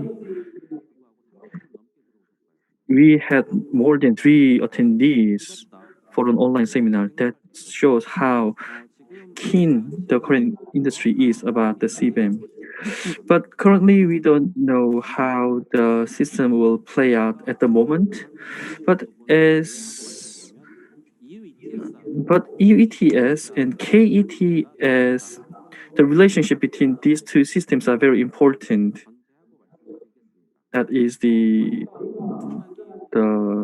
overarching issues. As I see, the steel and aluminum will be directly affected by this scheme, but will be impacted. But aside from direct impact, there will be some indirect implications, such as our rivals, such as Turkey, which exports steel to Europe, Russia, and China. How we can compete with them? Well, that will be a good important issues, and the export items can be directed to other regions, such as if companies may want to diversify the exports, so we have to consider all those issues at the same time. However, one thing I like to add is that the procedural simplicity and the transparency will be challenged. Currently, Korea's ETS, the MRB standard, is not very different from that in the Europe. Our MRB standard is advanced compared to the EU. So if EU recognizes this, then the issues of standard will be smooth. So the verification and reporting process will be simplified and must be transparent. Unless then this system will end up becoming a trade hurdle, non-tariff hurdle. But in the meantime, the MRB from Europe and other benchmark standards, how they will impact us, that we will study ourselves and come up with our own responses, especially our exports to the EU. Korea has announced the Green New Deal. It aims to the first season is by 2030, but in the season two, the industries, we may want to provide some customized benefits to those industries under the Green New Deal initiative. And EU recognizes that Korea has its own EU ETS. So Korea's ETS, the amount paid in Korea will be deducted. That will be another key issue. The carbon price paid in Korea, how they will be recognized and how much they will be deducted. How much they are paid for each goods, they are very difficult to figure out. So there should be a lot of consultation between Korea and EU. Even if we deduct the ETS, then there are other costs of CO2, the EU excise and many other prices. So OECD has reports about calculating carbon price. So I believe it's need to recognize all those prices. Next, at the facility level, the embedded carbon should be verified by products, but it's very challenging to come up with the amount. It's important to come up with a system, but not just for Korea and other trading partners. We should have support for capacity building, especially for developing countries. They will have difficulty in presenting the data on this. So it could be another controversy, the data scope and the verification system, how they will be recognized. That will continue to be the issues. And finally, the detailed data. If detailed data are required for products, then it may involve some trade secrets. So that it will be hard to require information which can be seen as trade secret. So that could end up being a non-tariff hurdle. Environmental integrity is important. If it's a trade barrier, or whether or not it's trade barrier or not, to determine that we have the clear method. Thank you. Thank you, Dr. Lee. We could see that you have studied a lot about ETS, because Korea also has ETS of its own and EU has ETS. It's very technical issue to adjust between those two systems. So I believe no one objects the principles, but when it comes to details, there are lots of issues arising from that. So coordination is the ultimate issues. The Sebum issues also will have the coordination issues. And now we have, last but not least, Associate Professor Jeonghun at Seoul National University. Over to you. As introduced, I am Han Jung from SNU.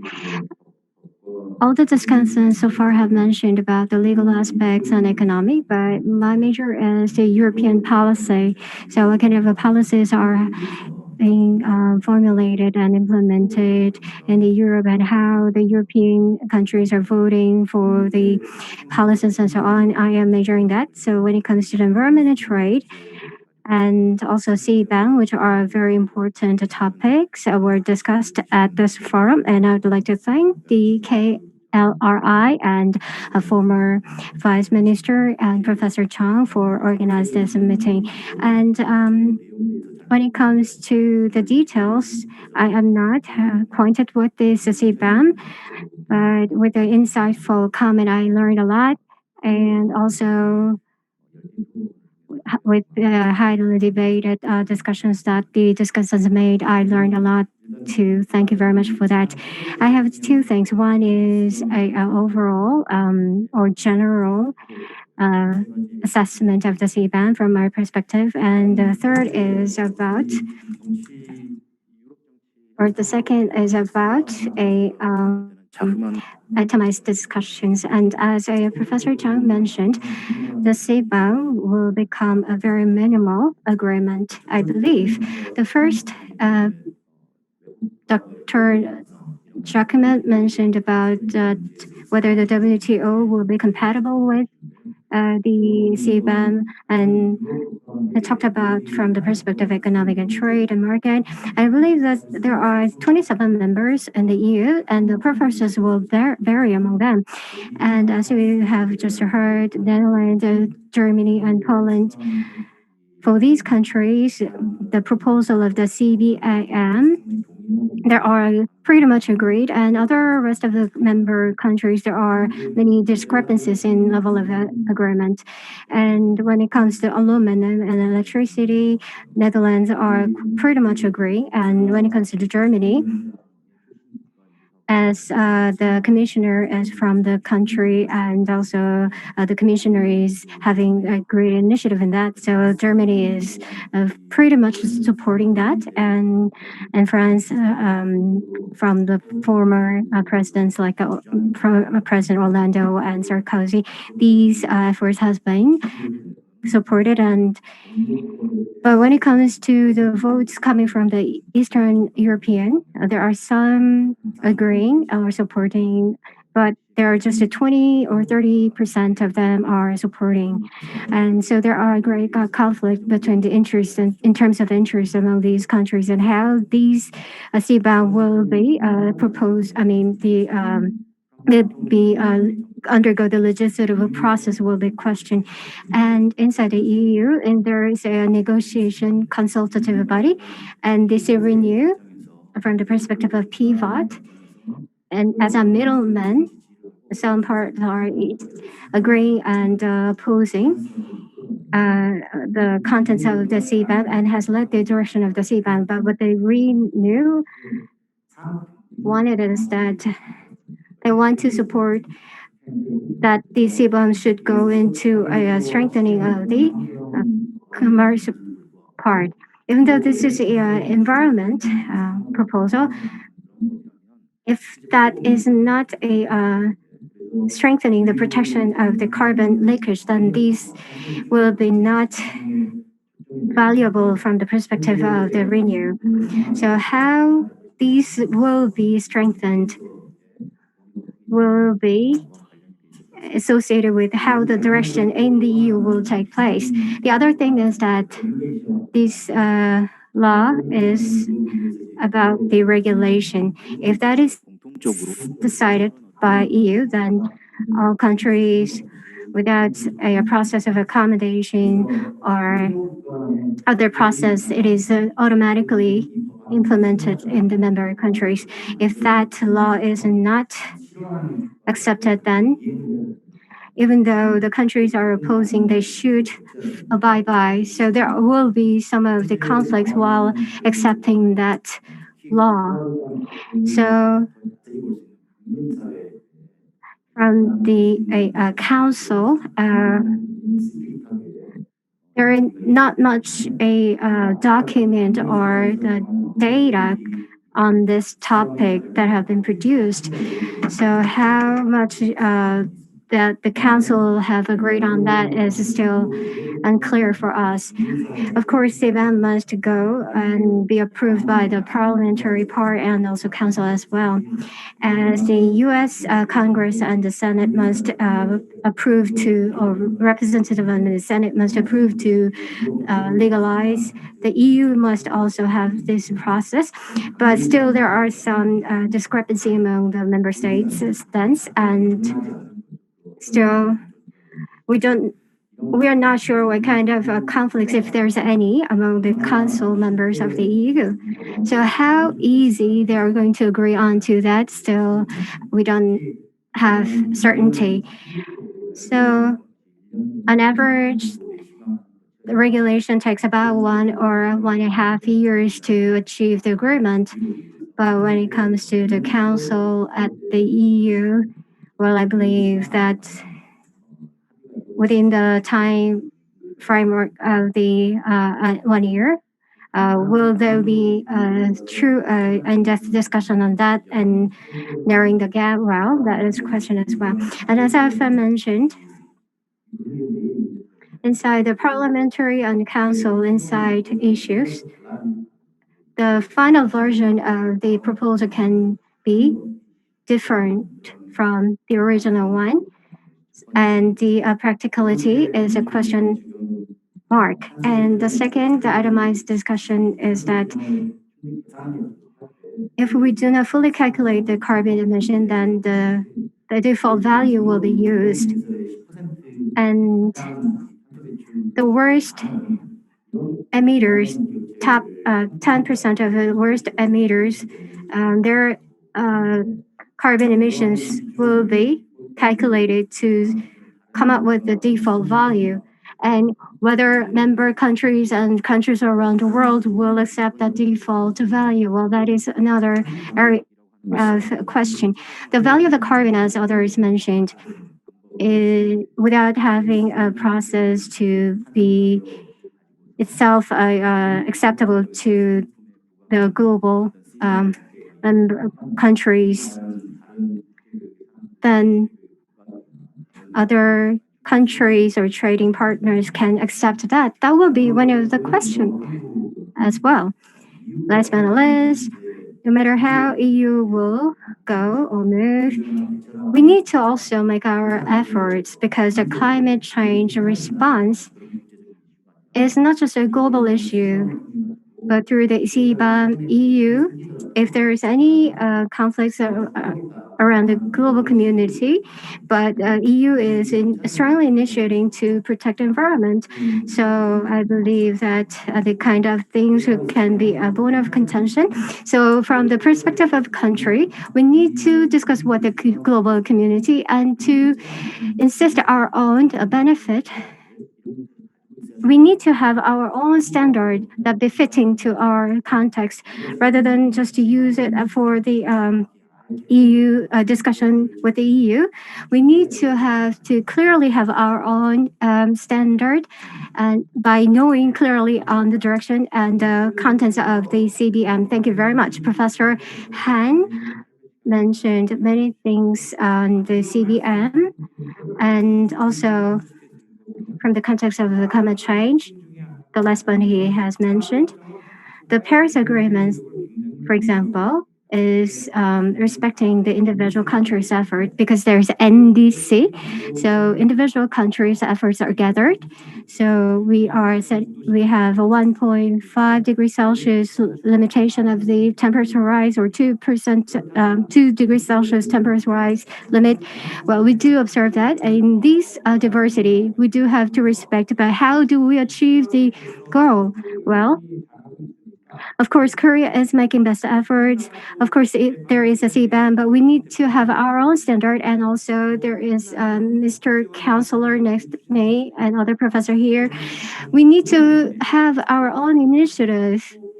So we need to have a cooperation, and also we need to compete with the countries in this respect as well. Well, thank you very much, Professor Han, for your comments. So we are slightly behind schedule, and we have heard all the panelists' comment.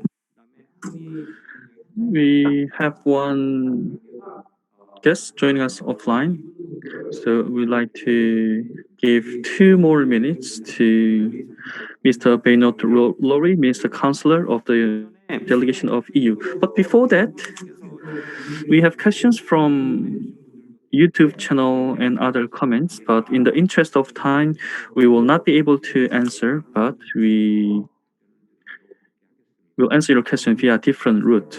Mr. Lory, you have 2 minutes. Thank you very much, Professor Chung. I think, at least in the room, we all share the same objective and the same goal. We have big issues. The climate change is our most challenging issue that we have on the time. The EU is fully aware that being the first one to table such a proposal, it will trigger a lot of reactions, in particular from our country partners, and in particular from our third country partners, regarding the international trade rules and all this questioning. These solutions is going through the dialogue, the discussion, and the presentation. We have carefully crafted the proposal in order to be compatible with WTO rules and other international agreements. It's obvious that now we have to explain, to discuss, and to fine-tune some of the provisions. The devil is in the detail, we all know that. And I would like to remind you that it is a proposal. It's a proposal that will be discussed by the member states, by the European Parliament. As previous speakers have already highlighted and stressed, there is a huge discussion between the member states. There is also a quite severe discussion in the European Parliament among the different political groups. Then the final product, if a final product arrive one day, might be different to the Sebum proposal. For all of us, the idealistic option would be to not have any Sebum. It means that we will have, in a way, a certain level playing field around the world. But that's the ideal solutions. We know the current situation. We know that there is, it's easy to reach consensus between like-minded partners. You have other visions around the world, and we have to discuss and to confront our ideas. And that the time which is open now for the discussion of Sebum, it's the appropriate and the appropriate time for this discussion. And as I was mentioning in my presentation, the solution is a worldwide solution. Thank you. Thank you. 네, 감사합니다. 자, 이제 시간이 지나서 이제 Well, so we need to wrap up this session, I think. I believe that all and many issues that we have learned so far, and usually we have considered, and rather than we're just wondering and have only curiosity kept in mind, but we need to come out and discuss. And from the perspective of Europe, we need to also learn and from their perspective, and also we need to show our perspective to them and the major stakeholders and what are their stances and perspective, and we need to discuss that. So if we do have an opportunity going forward, then we're going to invite that kind of opportunity to have that discussions. And then I'm going to pass the microphone to Professor Kim. This wraps up the second Global Forum on Climate Change Law and Institutions. I'd like to thank all the renowned scholars and experts from different industry and sectors. We appreciate your participation, and I'm also thankful to attendees online and offline. We look forward to see you again in the third forum. Thank you.